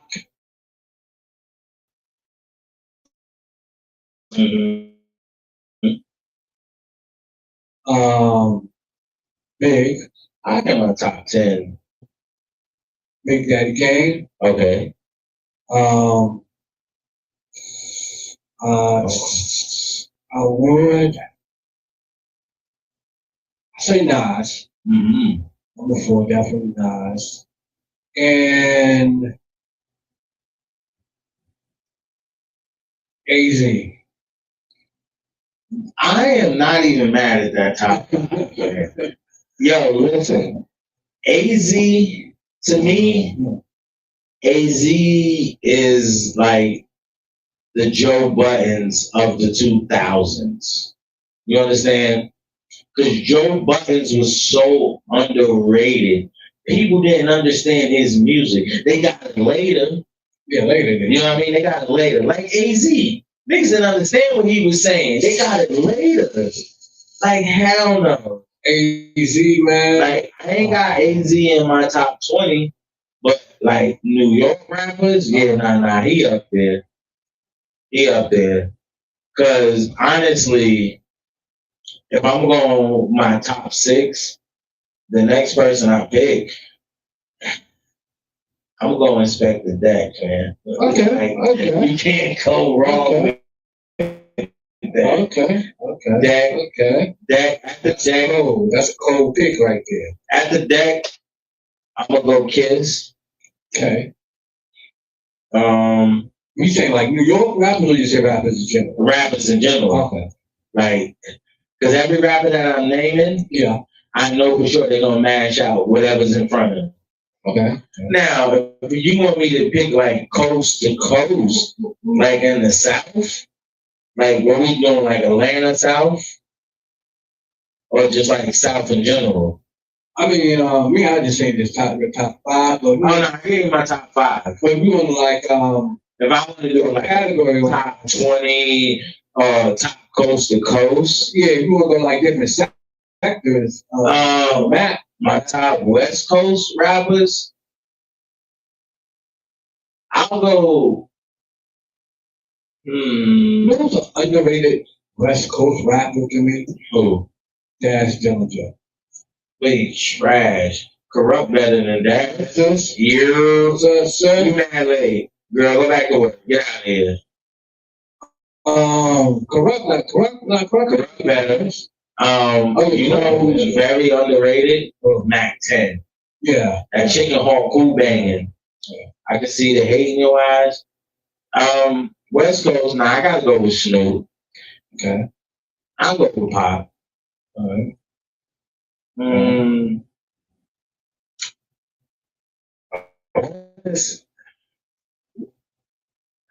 I'll give it to Easy. Easy got bangers. Yeah. And then, because I don't consider Dre really a rapper, though. Roddy Ricch is Roddy Ricch is fire. Yeah. He definitely is. Roddy Ricch. Kendrick. Now, you talking all time, or are we going with time slots? See, that's the difference. Okay. If we going with time slots or of all time, because in time slots, Kendrick is now, so I would put him in there. Yeah. YG fire. Yeah.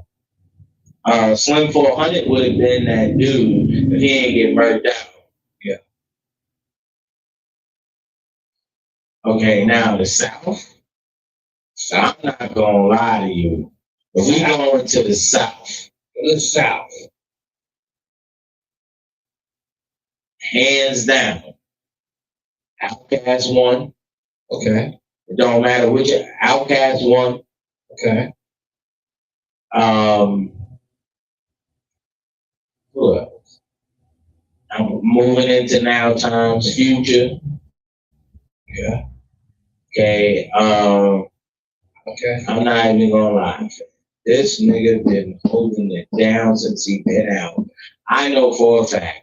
I listened to the top 20 jams in the country. This nigga was on 15 of them. Who was that?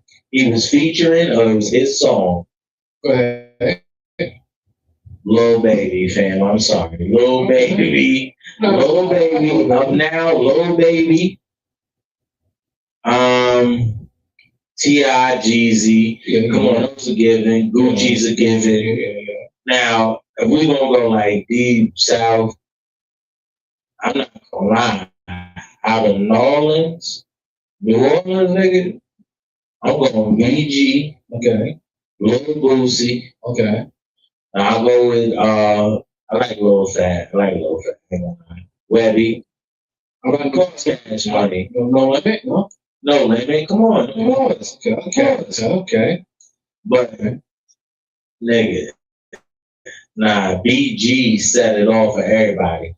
Cause back then, niggas wasn't like, that nigga was the first nigga dropped the album. Chopper City and Together came out with 96, Something like that. Yeah. like 95, 96, 97. Yo, I ain't gonna cap. Yo, no reason Reese been on dropping some heat lately. Who? Glorilla. Yo, Glorilla's fire. She got some shit called op shit. Yo, Glorilla dropped bars, but you gotta really listen and pay attention. Nah, you know what I've been listening to? Some fire. I've been listening to the nigga Don Toliver. What the hell is that? Don Toliver? What you know? I don't even know. I don't know, but I like two of his songs and shit is fire. He got Chico E85 is fire. And I forgot the other one, but nah, that shit fire. Like who's the most like I know back in the day. On the highway and I'm thinking that I love her. Like I remember back in the day, dudes used to always run to get them smack DVD battle raps. Who was the fires? Nigga, wasn't nobody fucking with Murder Move, nigga? Like we my thing is what happened to battle rap? Man. Nothing. Battle rap is called URL right now, sir. That shit is at the top of the line. It's never been better. It's never been better. I don't see it no more. I don't see them. You go type on URL.tv on YouTube. You'll see everybody. Super fire. It's still lit. Smack still running that. You went from Smack to URL. The Ultimate Rap League. Nigga, no. Hell no. What? That shit ain't dead. Would you like to see some of the old school, not old school, nigga, I don't watch Murder Move battle. I ain't talking about Murder Move. I'm talking about like some more like commercial type rappers. No. You want to see that? No. Because you got to think. Joe Buttons did that. You did. And it didn't really look too good for Joey. Who you went against again? He went against Hollow the Don. Okay. There was Hollow the Don he went against. It didn't really look too good for Joey because Joey can make songs. Most battle rappers can't make songs. Yeah, sure. They can freestyle.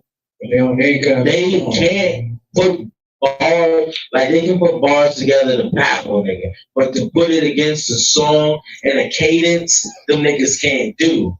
Some of them are good songwriters though. Some are good songwriters. Like Sue Surf had some fire. Yeah. Like who would be my top 5 battle rappers? I mean Clips. Okay. Charlie Clips. K-Shine. Okay, yeah. Sue Surf. Oh yeah. Hitman. Of course. And I ain't about to lie, man. This nigga is like, he became my fave. Okay. That nigga Tay-Rock, son.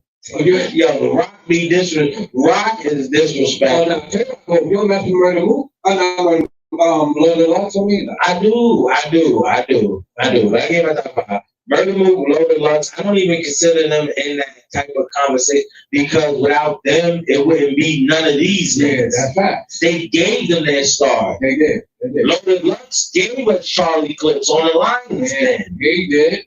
Murder Move was battling the niggas like Party Artie, Jay Mills and shit. Hell no. Nigga, no. Them niggas already got, they just do. No. I'm talking about the new wave. Shit. Female rappers. Fam, listen, we not even about to do that. You already know I'm going with one. Nicki? No. Oh. Like of all time? Your top 5. What? Easy. MC Lyte. Okay. Foxy Brown. Alright. Lil' Kim. Alright. Nicki. Queen Latifah. Nigga, ain't nothing else to talk about. Like, nigga, listen, Queen Latifah and Lady of Rage about to drop out. Wow, crazy. I saw that. That right there is the ultimate top 5 of rap females. There's no comeback from that. Okay. I like that. I mean, I haven't heard nothing from Foxy Brown in a minute, but I don't care what I heard in a minute, my man. I know for sure she's cooking. Mine's a little different. You got it. It's your top 5. I'll go with I definitely go Queen Live in there. Oh, for sure. I mean, like, come on now, you just can't. You and 19, who you calling the bitch? You know what I mean? Nah, you just Queen Live just too classic right there, baby. Right? But I definitely go like a little bit more moderate though. Like I definitely go Nicki. Okay. You know, I can always go with it. She's top 5 no matter the generation, bro. Nicki. Bars. Mess with Nicki all the way through. People gonna probably kill me, but oh, you didn't pick Remy? Nah, Remy bars. Foxy Brown. See what I'm I saying? mess with Foxy. I mess with Remy too. Bars. Remy Bars is up there. She'll be like in my 10, probably. You know what I mean? That's 10, 15. You know what I mean? I also mess with Trina. And okay, but Trina was more like, she wasn't more of a rap. she like a Trina thing that she rap. See, she was more like, nah, fuck all that. She got bars. She's like she's like the southern, she's Florida's little. Yeah. Okay, cool. So at the end of that, well, it's not really going in particular order, but at the end of that Mount Rushmore, I'm definitely put a little Kim. Okay. You know, okay, that's not bad. That's not bad. Yeah. Because Little Kim, come on now, man. Little Kim was that itch back in the day. Yeah, Little Kim too. Yeah, back in the day when she was like fresh out with it and all that type of shit. Yeah. Nah, she was on his shit. Little Kim had those shoes. She was on the Junior Mafia down for a little while. Oh, for sure. You know what I mean? So definitely big shout out to Kim. You know what I mean? Definitely Foxy. Come on now. Foxy Brown, man. He's top 5 Jamaican artists of all time. Let's see. Vodka Tell. Okay. Boogie Bonton. Okay. Elephant Man. Okay. Beanie Man. Not bad. Shit. I give Sean the ball too. I knew you were about to say that shit. Okay, that's not a bad list at all. I'm gonna go Barris first. Okay. Dennis Brown second. Now, this is where we get sticky. All right. Go ahead.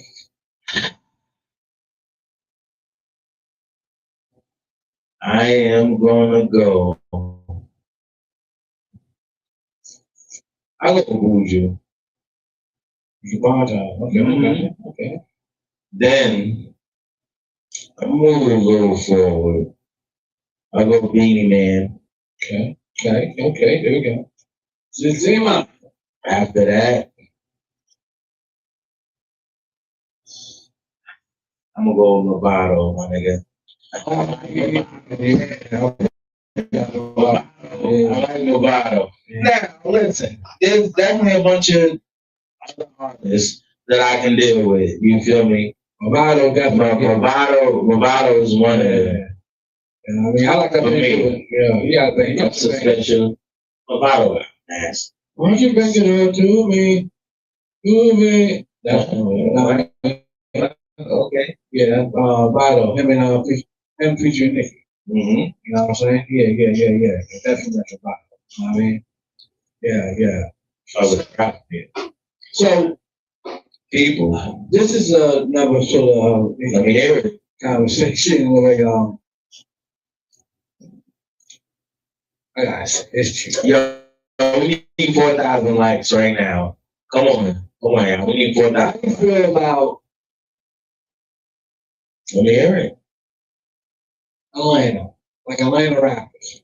Like, do you think their scene in their era has an asterisk on it? Because a lot of Atlanta rappers, stuff like that, has been shown to be eating the cheese. Listen, they can say that about New York too. So, listen, You can't. Everywhere niggas eat cheese. Okay. Every coast. It's not specific. Okay. Go niggas eat cheese. Atlanta, Southern niggas eat cheese. Midwest eat cheese. West Coast eat cheese. Everybody eat cheese. Now, it depends on what happened. Because everybody's trying to just be like, yo, oh, Gunna's a rat. Just Gunna. Hold on now. But them niggas came out and told him to tell. They told him to do this. Is he a rat? How can you be a rat? Like, that doesn't make sense. If these niggas came out of their own mouths and said that they told him to do this, how is he a rat? How can you look at him any other way? So do you think Young Thug is? I don't know what Young Thug did. Did he actually tell on a person? See, my thing is, you have to tell on a person and they got the paperwork. I don't care about allegations that you may be. What he? He told, but at the same token, what really happened though when he told?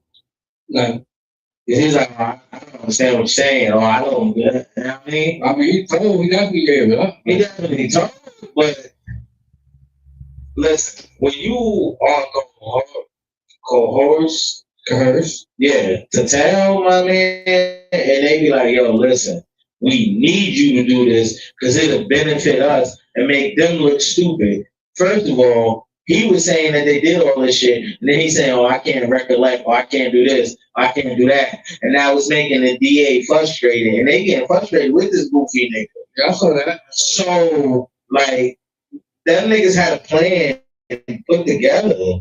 They probably did, but see, the thing is, like, they also, if their plan was to sit there, have him go and halfway corroborate and turn around and play the dummy on the other side of things to hopefully trash the case, okay, whatever, you want to say job well done and that, but also at the same time, that definitely gave them, to me, in some sort of way, a sort of a bad stigma, because now certain people are saying, like, yo, look, man, your squad and how things looking, you know what I mean? Like dudes down there just as soon as some pressure hit for real, giving it up on each other. Okay, but are they not hitters? I ain't saying that. They listen. So,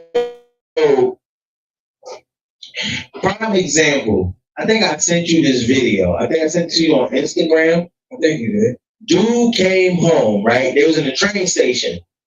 Dude said that he's a rat. Okay. The dude that's holding the camera is supposedly the rat. He's like, yo, stop playing on my name. My nigga like, yo, bruh, he smoked the dude game that said he was a rat, right? Now everybody else is saying that these dudes are rat. What are these dudes doing? What do you mean? I just told you what I meant.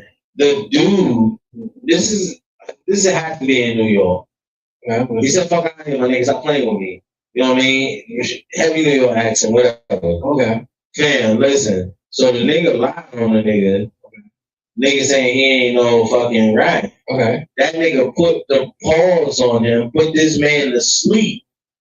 Okay. Right then and there. I'm supposed to. Okay, so if these niggas is telling,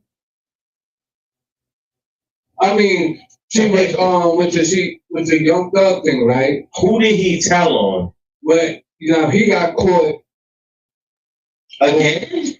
He got caught on camera when he was in interrogation room, whatever, that clip of audio. With him saying, "Hey, look, giving the police officer his phone number." Okay, he gave the police his phone number. Yeah. How was he telling him? Saying, "Look, if you need me to, give you some information." Oh, all right, nah, hell no, that he a rat, nigga. Like, no, that's a different story. I'm just saying, that's a different story. Nah, see, I didn't have that information. Now that you gave me that, that nigga's a rat, nigga. What do you mean? Master Splinter is best. But that's the same thing with T.I. He said, hey, y'all, when him and Kodak Black was beefing, Kodak pulled up that clip. He like, hey, y'all, listen, man, it's your boy Tip. But I want to talk to y'all about another type of Tip. Yeah. Pause. Is he a rat? For doing that? Then he told him like a dead cousin or something like that. You know what I mean? Like, I ain't know your damn mouth, man. Man, listen, is he a rat? yeah. You know what I mean? He told on a dead nigga. Listen, a dead man don't tell no tell. He told on a dead nigga. It's the rat. Funny thing is, that shit was circulating for a while because people saying he a rat for that shit. Told on a dead nigga. What type of time they gonna give a dead nigga? But see, this is where I say, this is why I say. But him just speaking on it. No, not just, I mean, not just so much of like speaking on it anyway. This is why I say, and sort of like challenge the quote unquote street stigma and status and mentality of it all, because at the end of the day, right? You know, trying to be, you can work up to be the most solid person in the streets among your comrades, right? Okay. And all it takes is one now these days compared to back in, I can tell in a few seconds, back in our era, but compared to this era, let's stay right here, right now, nobody don't got really have no real solid proof of what you did or if you did or not in black or white. Only thing that got to be there is just assumption or allegation. No, I'm not going to say that because people will go with it and believe it. Hold on now, because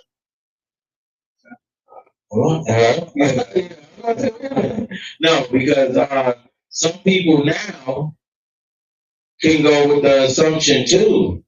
That's what I'm saying. People just going with the assumption now. No. Now and back then, people can go with the assumption. They don't know. Like me personally, I want to see the black and white. That's what I want to see. Yeah, I want to know for a fact. Yeah, but see, I ain't talking about, see, that's you different compared to a lot. Like, now, no, it depends on where you at. It depends on who it is. It depends on where you at. I think it depends on who. No. Because listen, I'm glad you brought that up because I was watching the Chicago scene. Now, listen, Chicago, you automatically know. Them niggas ain't caring. Bro, listen, I promise you. Nigga, they killed the nigga walking out of the county jail. Nigga, as soon as he got right there, nigga, free, he thought he was free. The boy slid up and bump. Left that man stinking 60 shots right there. I'll send you a video. They ain't tell you, man. They ain't tell you what I say. But wait, they ain't tell you what I say is different. I'll let you finish, bro. You know what I mean? I want to hear.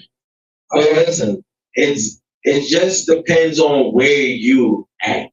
Because in certain spots, some people want to see the paperwork to make sure. Like, some people just not going to go off allegations. Some will, some won't. Now, these new cats, depending on where you at, some of these new motherfuckers be like, yo, nah, I want to see the paperwork. California, they on that same type of time. Before you catch that fade, homie, and they be like, yo, this nigga's a chomo or any type of weird shit. Your paperwork bad, nigga. They already know. They seen the paperwork. Police already let them know.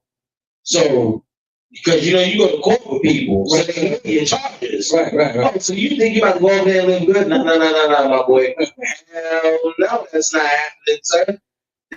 They gonna already tell. You understand? By the time they get back, nigga, your paperwork done made it there before you made it there. So they already know. Nigga, ain't nothing happening. It only depends on where you at. Some people gonna look for the paperwork and keep it cool. And then there's niggas that don't really give a fuck about the paperwork. Nigga, we heard that you doing this, nigga, it's on. Let me tell you where it's the vow at being different to me, right? Let me hear it. back in the era when we was coming up, I ain't gonna sit there and say back when we was coming up. In our time of growing up through quote unquote for the streets and all that, running around, in them times, right? Right. If you sat back, for instance, somebody sat back there in them times and called somebody a snitch, right? Right. You gotta back it up with the paperwork. No one, if you're not backing that up with the paperwork, you better back it up with actions. One of the two. Actions a word. Or And if you don't back it up with actions, then what? no, you don't. Somebody gonna see you. Okay. You know, back in the time, if you sat there and put out some false allegations, Because now I know what you will be seen. Listen, I know a dude who actually told on some dudes that had nothing to do with his situation. And when the dude seen him, he put balls on him. Yeah. Little, Hold on. Back in them times, it was different because you on area number one. Hold on. Don't finish. Don't finish. I'm Give gonna me 2 seconds. I'm gonna sit there. You know, you come back and join though. No. I mean, over here, I went to the back, but nah, y'all, you know, and back in them times, like say mid '90s, some like mid '90s, late '90s, early 2000s, you couldn't sit there and blurt out about somebody being any sort of snitch, informant, or anything like that without having your facts lined up with some black and white to show and prove. Okay? And or having some solid people that have good vouching value in the neighborhood to say, yeah, nah, that's a fact. You ain't lying. Now, 2026, the year of allegations. People could just make up something for clout. People nowadays can make up any sort of lie for some sort of attention. And it could be so far from the truth, but as long as they feel like they can get some sort of clout from it, Yeah. and they can turn the narrative around to what they want, Okay. they will run with it Okay. and try to make it sound true. Back when we was coming up, Uh-huh. I want to say, like I just said, back to like when I remember running around the streets, whatever, 95, probably a little before that, but say, I go like 95. What is it, man? From 95 to like the early 2000s, you know, if you sat there and came out somebody, you know, and start spreading rumors that is nothing but rumors and allegations with no proof, you are guaranteed, it's a guaranteed fact, somewhere, somehow, somebody from that neighborhood that you over here trying to play games with will come see you. All right. Now, those consequences are none. Now, people can sit there and run on the internet and redirect the narrative, mix it up, make it sound like, oh, well, this is what it is. Now, you know, people that don't even know no sort of fact and look up no sort of fact, they try to find time to know whether it's true or not. Okay. But with it like, oh, well, this sounds true. Yeah, yeah, he did it.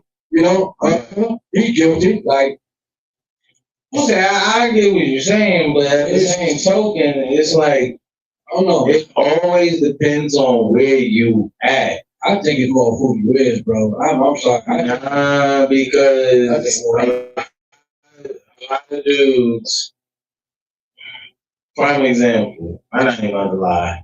Niggas been saying Jim Jones 5-0. What proof?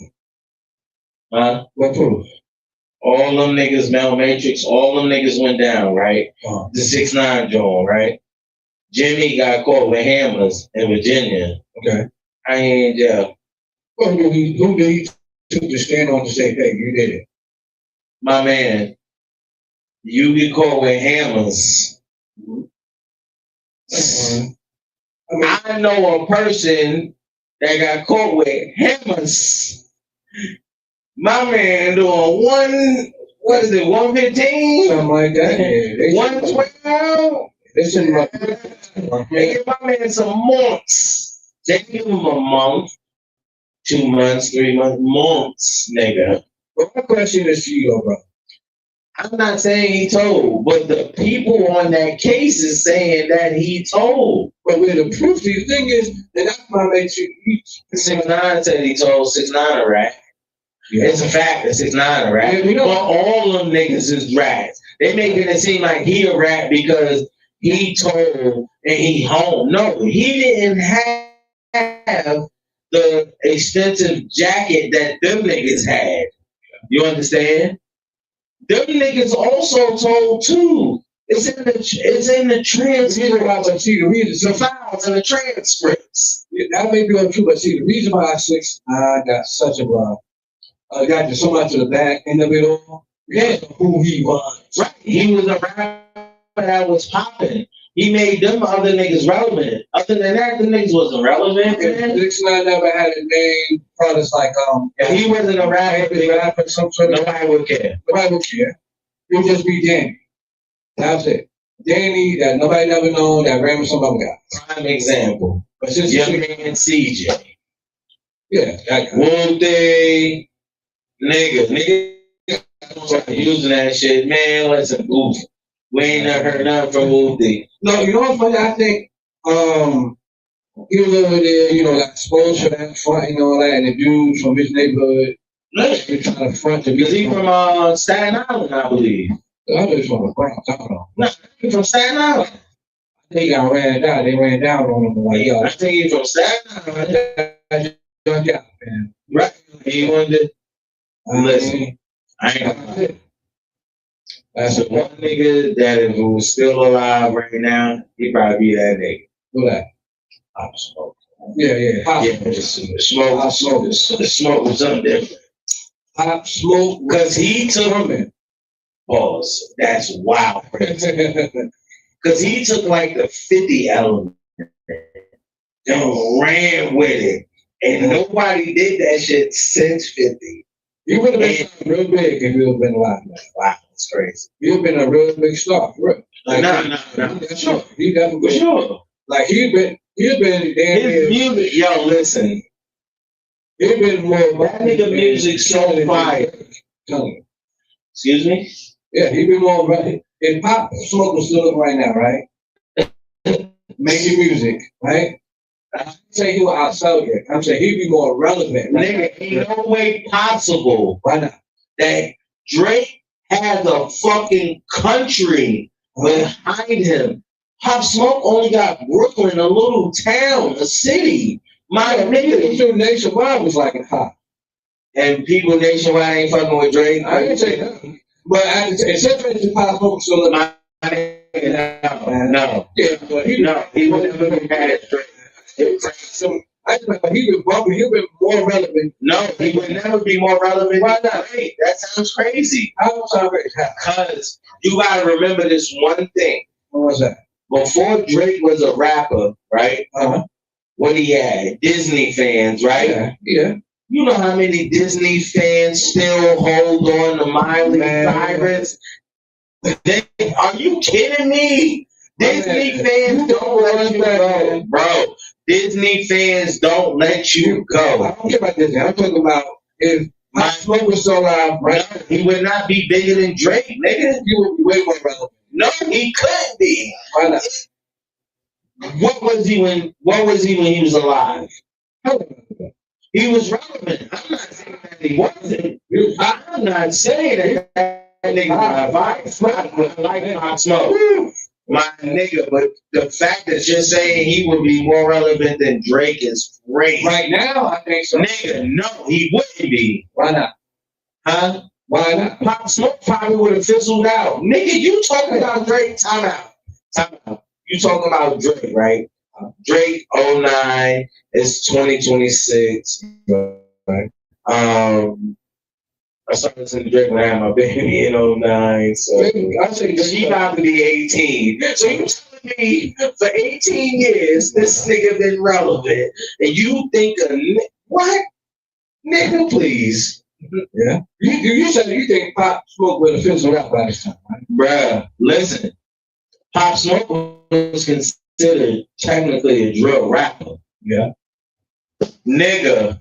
He was, but he transferred over. He definitely He transferred over to what? It wasn't constantly drill rapper. He was making all types of. No, listen, he made bangers, like he made good music. But the fact that you're trying to say that he'd be more relevant than Drake is crazy. Right now, I think My nigga, he wouldn't be. Yeah, nah. Name a nigga right now more relevant than Drake. I'll wait. I don't really know nigga right now more relevant. Then why the fuck would you think Pop Smoke would be? Yes. Pop Smoke making that music. What you mean? Bro, this nigga dropped 3 albums. I mean, if Pop Smoke was still alive, right? He would not be more If he was running high street like he been on where he passed, right? Mm-hmm. Pop Smoke we passed a lot of dudes, right? A lot of New York niggas and other dudes too. Like who? Pop Smoke wouldn't even be past Little Baby. What you mean? Yeah, he would. Drugs. Yeah, he would. Bro, yo, you're crazy. No, not. My nigga. But give him one last bang a little bit thing. Nigga, I just told you that I sat here and listened to the top 20 joints. Give me one banging jump that baby got out right now. Right now? Yeah. I don't know what he got out right now. Okay. I don't know. But hold on. California Breeze. Every chance that I get. This nigga got too many bangers, nigga. Just like what did he do? No. Pop Smoke got Welcome to the Party. Shake the Room. Okay. Fuck. Christian Dior. Right? Like, he got bangers. I'm not denying Pop Smoke got bangers. But Pop Smoke wouldn't have been more relevant than Little Baby. It would. Because you said, no, he couldn't. Why not? When the fuck did Pop Smoke control 5 Summers? Baby did? Yes, nigga. He put it in the song. No, he did. He said, I've been lit for 5 summers. Just because he said it doesn't mean it's real. My nigga, it's the truth. It's been real. The numbers don't lie. We can lie and say all that. I think, no. We can lie. I say, what I'm saying is, if Pop Smoke was alive, nigga, he would never be more lit than Drake. You can more lit than Baby. That's what they're No, he wouldn't. He's not living. He wasn't even more lit than Lil Baby when he was alive. Baby ain't lit right now. Bro, you're bugging. No, you're not. No, you're not. You're bugging. If Baby lit right now. Yes. What song? My man, listen. Okay, hold on. Yeah, hold on. Yeah, Google that shit. I don't know what song you listen to that Baby got right now that's fire. That shit ain't fire, man. What is Little Baby's last hit? California Breeze to me was the last one, I think. No. That's the last one. I can say. Hold on. Baby dropped, that was it. California Hold Breeze. on. You keep talking, my nigga. Oh, no. Trendsetter, nigga. Trendsetter's fire. You sound stupid as fuck. March 8th, nigga, 2026. This Trendsetter's fire. You gotta look it up. But how you doing? How it's fire? You gotta look it up. Yo, you asked me. Yeah, you didn't know. My nigga, you know I listen. Bruh, you don't know shit. Yo, you gotta look it up, bruh. That's how that shit ain't fire. I know you, bruh. You don't say that shit on the top of the bruh. You said top of the three, bruh. You know I listen to that. I know you, nigga. Mrs. Trendsetter, I couldn't think over the top of the dome. Mrs. Trendsetter is fire. Okay. I ain't saying it's not fire, but Hold on. Fire shit you said was California Breeze. Hold on. Because I want to say Baby ain't fire. I understand Pop Smoke with the guy saying. Nah, he wouldn't have lived as long as he could. Yes. Pop Smoke would have been living right now. He would have been fire. Yeah. But he wouldn't have been past no Drake. I don't give a damn. I ain't been past Drake. You said that. I said he probably sounded more relevant than Drake. Yeah. Nigga, that means he's better. No. Nigga, if I'm more relevant than you, that means I'm better than you. That's the same situation situation with Jim Jones and Nas because more younger cats know his music than they know Nas music. Facts. You have that. But the fact that you gonna say what you said, nigga, is crazy. Name a banger that Drake didn't drop. Drake made niggas apologize and get on songs with him. I say you got baby. Future just did it. The last 2 years old. The last 2 years, Last 2 years I ain't been hitting no bangers from Drake. nigga, Drake been dropping nothing but bangers, man. You just not listening the same. Whatever. You know what I'm saying? Once you get past like 40, nigga, your ears start. The Iceman album, Yeah. it got a couple of highs on there. He dropped what? He dropped Drake just dropped 3 albums. 3, nigga. 3. Just recently. Just recently. Before that, Drake was pretty much chilling. He was Nah, nigga, he had the So Sexy album where niggas need hugs. And that shit was fire. That shit was moving. You bugging. There's no point in arguing. Hey, woman. I see. No, listen. No, listen. I'm just telling you what's a fact. Whatever. I mean, I can give him the Drake thing or something. Little baby, hell no. My nigga, little baby, chat. Please check me if I'm wrong. Well, he said last hit baby had was California Breeze. Off top of my head was California Breeze. He asked me what was the last hit that I remember. He said, I forgot Trendsetter. Because you didn't like it. Mrs. Trade, bruh. You didn't like it. You know I listen to y'all too. You didn't like it. This nigga Shit. Cause you know I listen to man niggas. Mrs. Trendsetter shit. Yeah, nah, Mrs. Trendsetter's fire. Yo, that's on one of my playlists. That's on my rap life playlist. I should probably be the 40th, 50th slot or somewhere. I think that's like number 10. I'm sure. Yo, no, scratch all that. Lil Baby, prime for prime. Pop Smoke Alive, his prime, versus Lil Baby prime. Lil Baby cooking Pop Smoke. I don't give a fuck what you talking about. Oh, no. Nigga, what do you mean? Oh, no. Emotionally scarred, the bigger picture? I never liked emotionally scarred. I think that's something. Bruh, this shit's super fire. That shit so it's like a straight bitch. You know what I mean? Nah. Emotionally scarred. You ain't listening. You ain't listening. I like all of baby. So the bigger picture. The bigger picture is super fire. I mean, yeah, I like it. That was cool. I mean, like, to me, every chance that I get, I like that one. I like, whoa. You know what I mean? I like No Sucker. I like, what's that? Going to lunch in the Jewish community. I'm going to turn on the bros for me. Nigga, we're 42. That's my shit. I ain't gonna lie. That's my shit. Nigga. When it comes to Midwest rappers, 42 Dub, Icewear Vizo, ESTG. Yeah. I'm about to shock the people. Hold I like Jack Harlow. on. Yeah. Jack Harlow from the hood, nigga. Jack Harlow from the hood, nigga. That's why him and ESTG made a song. Nigga, they from the same hood, nigga. Jack Harlow from the hood. One thing is, well, I think all the rappers you just named, they're more current now. No, yeah. More current. But real you, man, like, I would say the past 2 years, Mm-hmm. like the rap scene to me now Mm-hmm. is not as intriguing as it was. Because drill music came in. Drill music came in and fucked us over. Why? Because you drop a hot song and they talking about killing a nigga.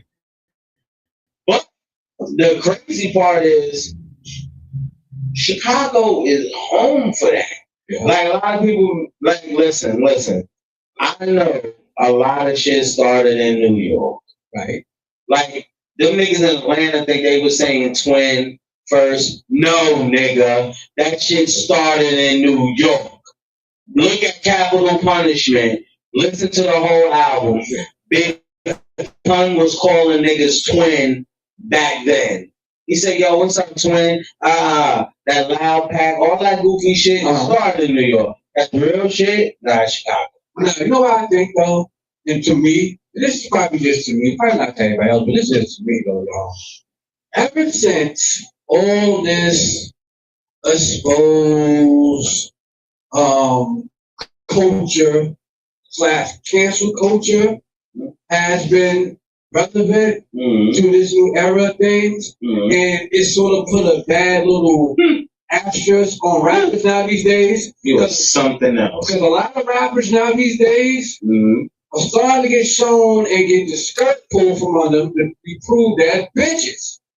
You know what I mean? And they really, you know what I mean? Like, for instance, King Von, real young black dude. Yo, first. He had some bangers, right? Right. To this. Right. But the crazy thing is, almost everything this dude was rapping about, he was doing. Like he's a hitter. Yeah, he was like sliding on out for real. Now, hold on, Dojo. Vaughn, you know where he got it from? Because I just watched some shit.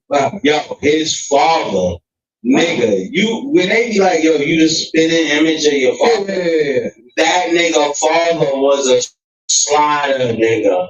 Him and his daddy, yo, bro, listen, them niggas look just alike. Only difference is Vaughn had dreads. That's his only difference. His father was a hitter. His father taught Vaughn the game. Crazy.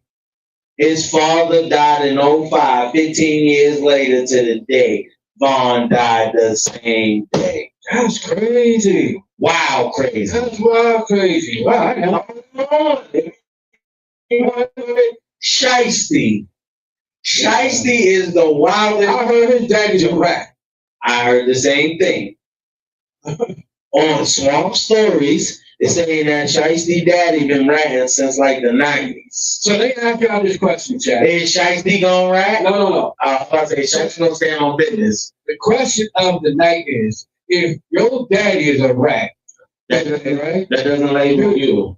No, it's not so much as a label. Could you make your own name and be respected? Yes. Despite that your daddy is a rat. Yes. Prime example, Charlie Clips. Okay. His father told on niggas.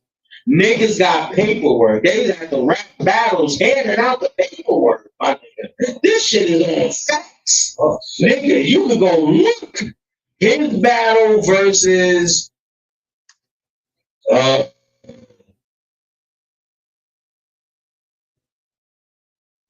was it Howard the Dollar? I think it was Howard the Dollar. Nigga paid this nigga $8,500 to produce that paperwork. Charlie Clips said that my grandmama. Charlie Clips said that my grandmama was the motherfucking gangster of the family. Who the fuck is that? You're quiet. But listen, that nigga said my grandma was the gangster of the family. Yeah. And they was rapping. Yo, man, listen. That man came back from that, fan. He said, listen, I had nothing to do with what my daddy did. Like, y'all niggas trying to come for what my daddy did. That don't got nothing to do with me, nigga. I'm cooking y'all niggas. And most of the niggas that he was cooking know this nigga was outside. They know that what he was spitting was the truth. Like, you can't be accountable for what your daddy did, my nigga. That's just, that's wild crazy.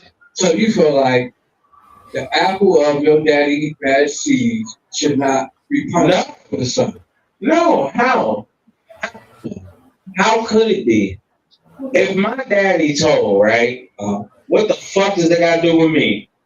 Nigga, I wasn't even born when he told. So just say my daddy told in the 80s, right? 80s, 70s, 80s, right? Right. You gonna wait till like when I'm born and I'm moving into the 90s and the 2000s to criticize me for some shit I don't even know about? Yeah, back you fucker. Get out of here, nigga. Nah, hell no. What's going on, DJ? You guys came in after. Oh, shit. Yeah, but that only happens. We have a special guest in the building.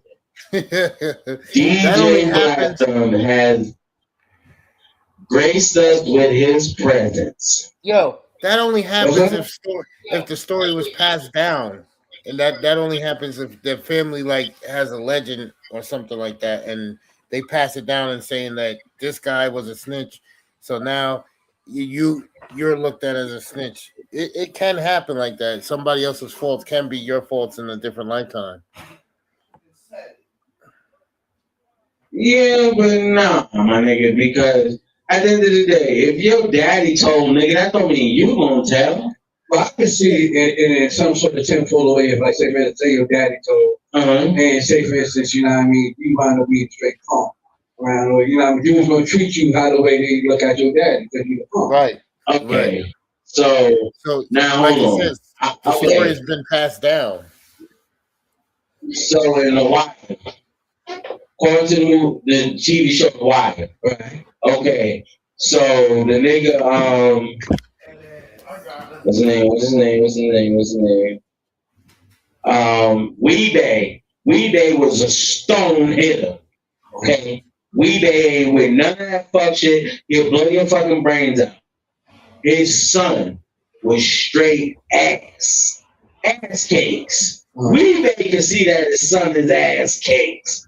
Everybody else can see that his son is ass cakes except his mama.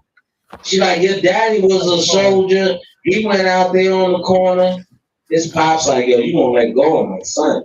This man come down here and tell me my boy can be whatever he want to be. You gonna tell me something different? Yo, you gonna let go of my son. My word is still my word, whether you in Baltimore or not.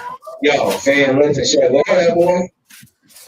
Like, he soft cakes. No, Who? I don't know what that is. Let the camera out. Yeah, nah.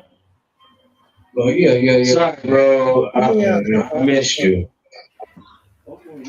We definitely got a good Oh, 24 minutes. This nigga shows up. Yo, my man, listen. We got First of all, nigga, Oh, what you can do? I don't. My computer be weird. We still lit though. Yeah. But yeah, man.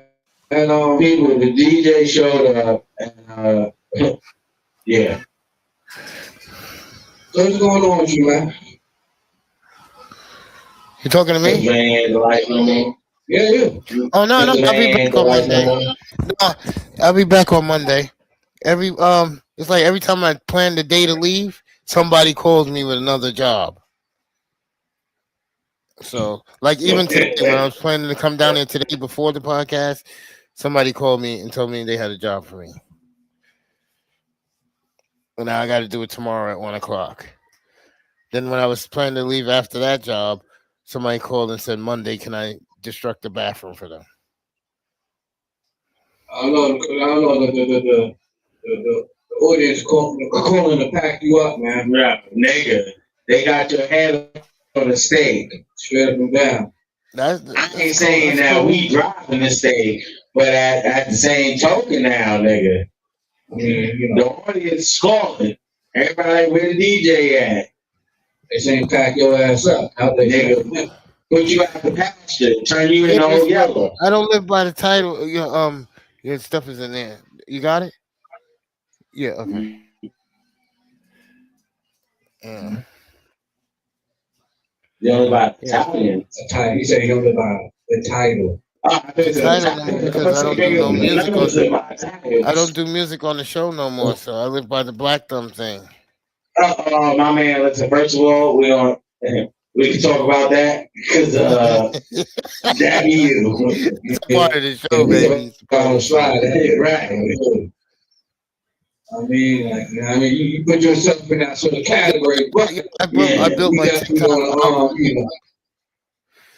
You built like 2 tacos. No, he said he built his TikTok.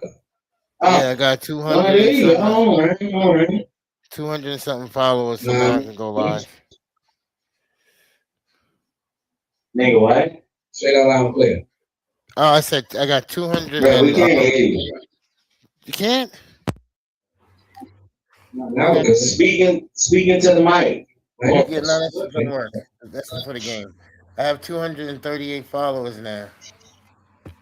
Oh, he said got 238 followers. Man.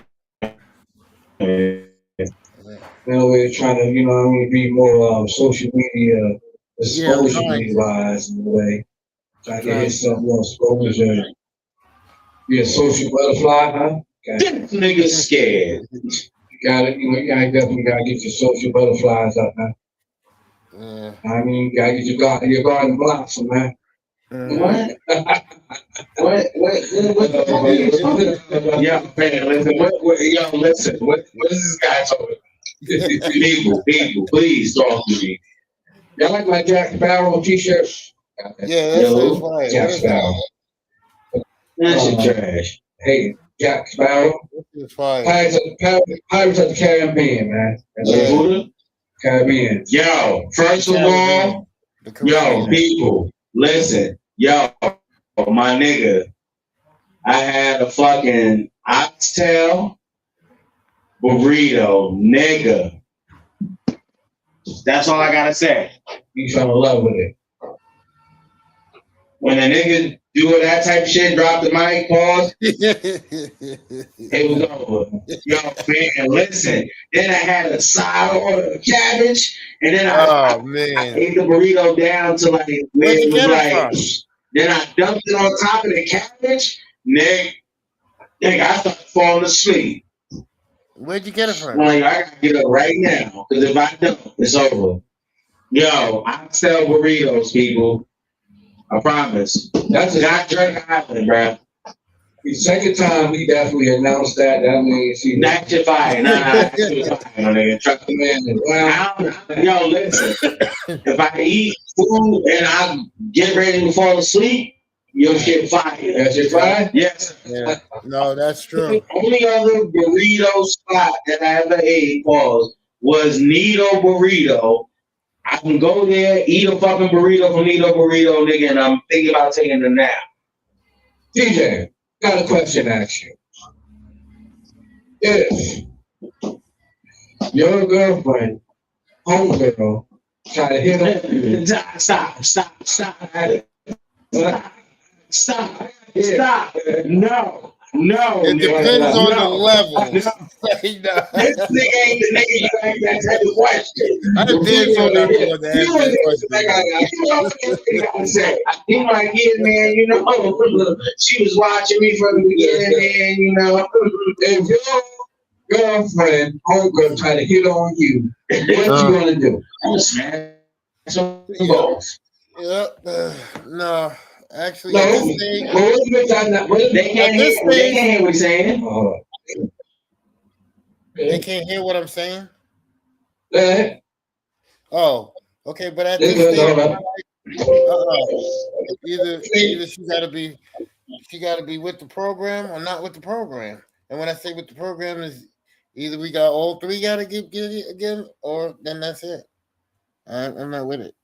I'm not gonna lose something for nothing, for a piece of lust.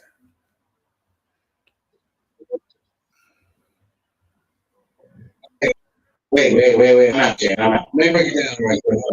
Let's get some stable Wi-Fi while you're talking to us, because you just fendled out. What he's saying pretty much is, No, what that nigga is saying is that he fucking the friend before he tell. yeah, my thing is, well, Man, listen, I already said, I already said, nigga. what I'm trying to tell you is, whether if it's not that type of program, show you a straight shooter, you know what I mean? She ain't going for that fuck shit. Yo, my man is not hearing what you're saying. Yes, he not. No. Yo, DJ is going in for the kill. That nigga's going in for the kill. Nigga, are you kidding me? Not at this point. Not Playoffs. Oh, shit. no. From Al Green and calm down. I got too much. What do you say? It's too much to I'm so lose. And I got too tired much to offer. What's up? Excuse me? It's too much to lose, and I have too much to offer. So I don't want to Okay, so it's too much to lose. What are you losing? What do you mean? When you have a girlfriend, you're gonna lose your girlfriend. Just So for where the fuck a you night at of now? lust, a night of lust, and you know, with everything your girlfriend does for you, and what is this girl gonna do for you? Nothing but Listen. America knows you. okay. You I need to try understand this that, shit but in a different. yeah, but you know, sometimes I can't be like that. But you know what? Yeah, you're right. I'll fuck the bitch too. I'm in a different country, nigga. Now Yeah. listen. Try this shit in a different country. Hold on. I'm gonna grab you some. Yeah, nigga. Man, listen. Yeah, he's funny. I'm saying, you got crazy, man. I'm Yeah. just saying. I asked the question earlier. What I was saying was, if your wifey, homegirl, try to slide up on you while your wife ain't around, in that situation, do you check your wifey's homegirl? Or do you go tell your wife, like, yo, your figure's trying to hot? Like, yeah, check that. Yeah, She'll right. you talk to the you talk to both of them actually. You address it first, and then you address it at your wife or your girl. Mm, Well, no, you didn't. mm. I'm going, I'm not, me, only I feel like she You gotta crazy. address So both what? parties Yeah. because that becomes if you don't address both parties, then that becomes like she could see you in the street and sneakily try to get you know try to flirt with you. Nigga, you ain't telling them. On to I said my you gotta woman, that's address it. both parties. I ain't telling nobody shit, but I'm addressing both parties. Nigga, we gonna address the situation. Your man's ain't addressing nothing but that bitch undressing. Yo, She's undressing, that's addressing. Well, people, we come to Yeah. the end of this show, y'all. Yes, we have. And we would love to have DJ on a little longer, but things probably got transpired the way you could. So, yeah. until next time, Thank you for joining At This Point podcast with your boy Joppy. Cowboy Chuck. And DJ Black Thumb. All right. Enjoy your night, y'all. Holla. Sunday. All right.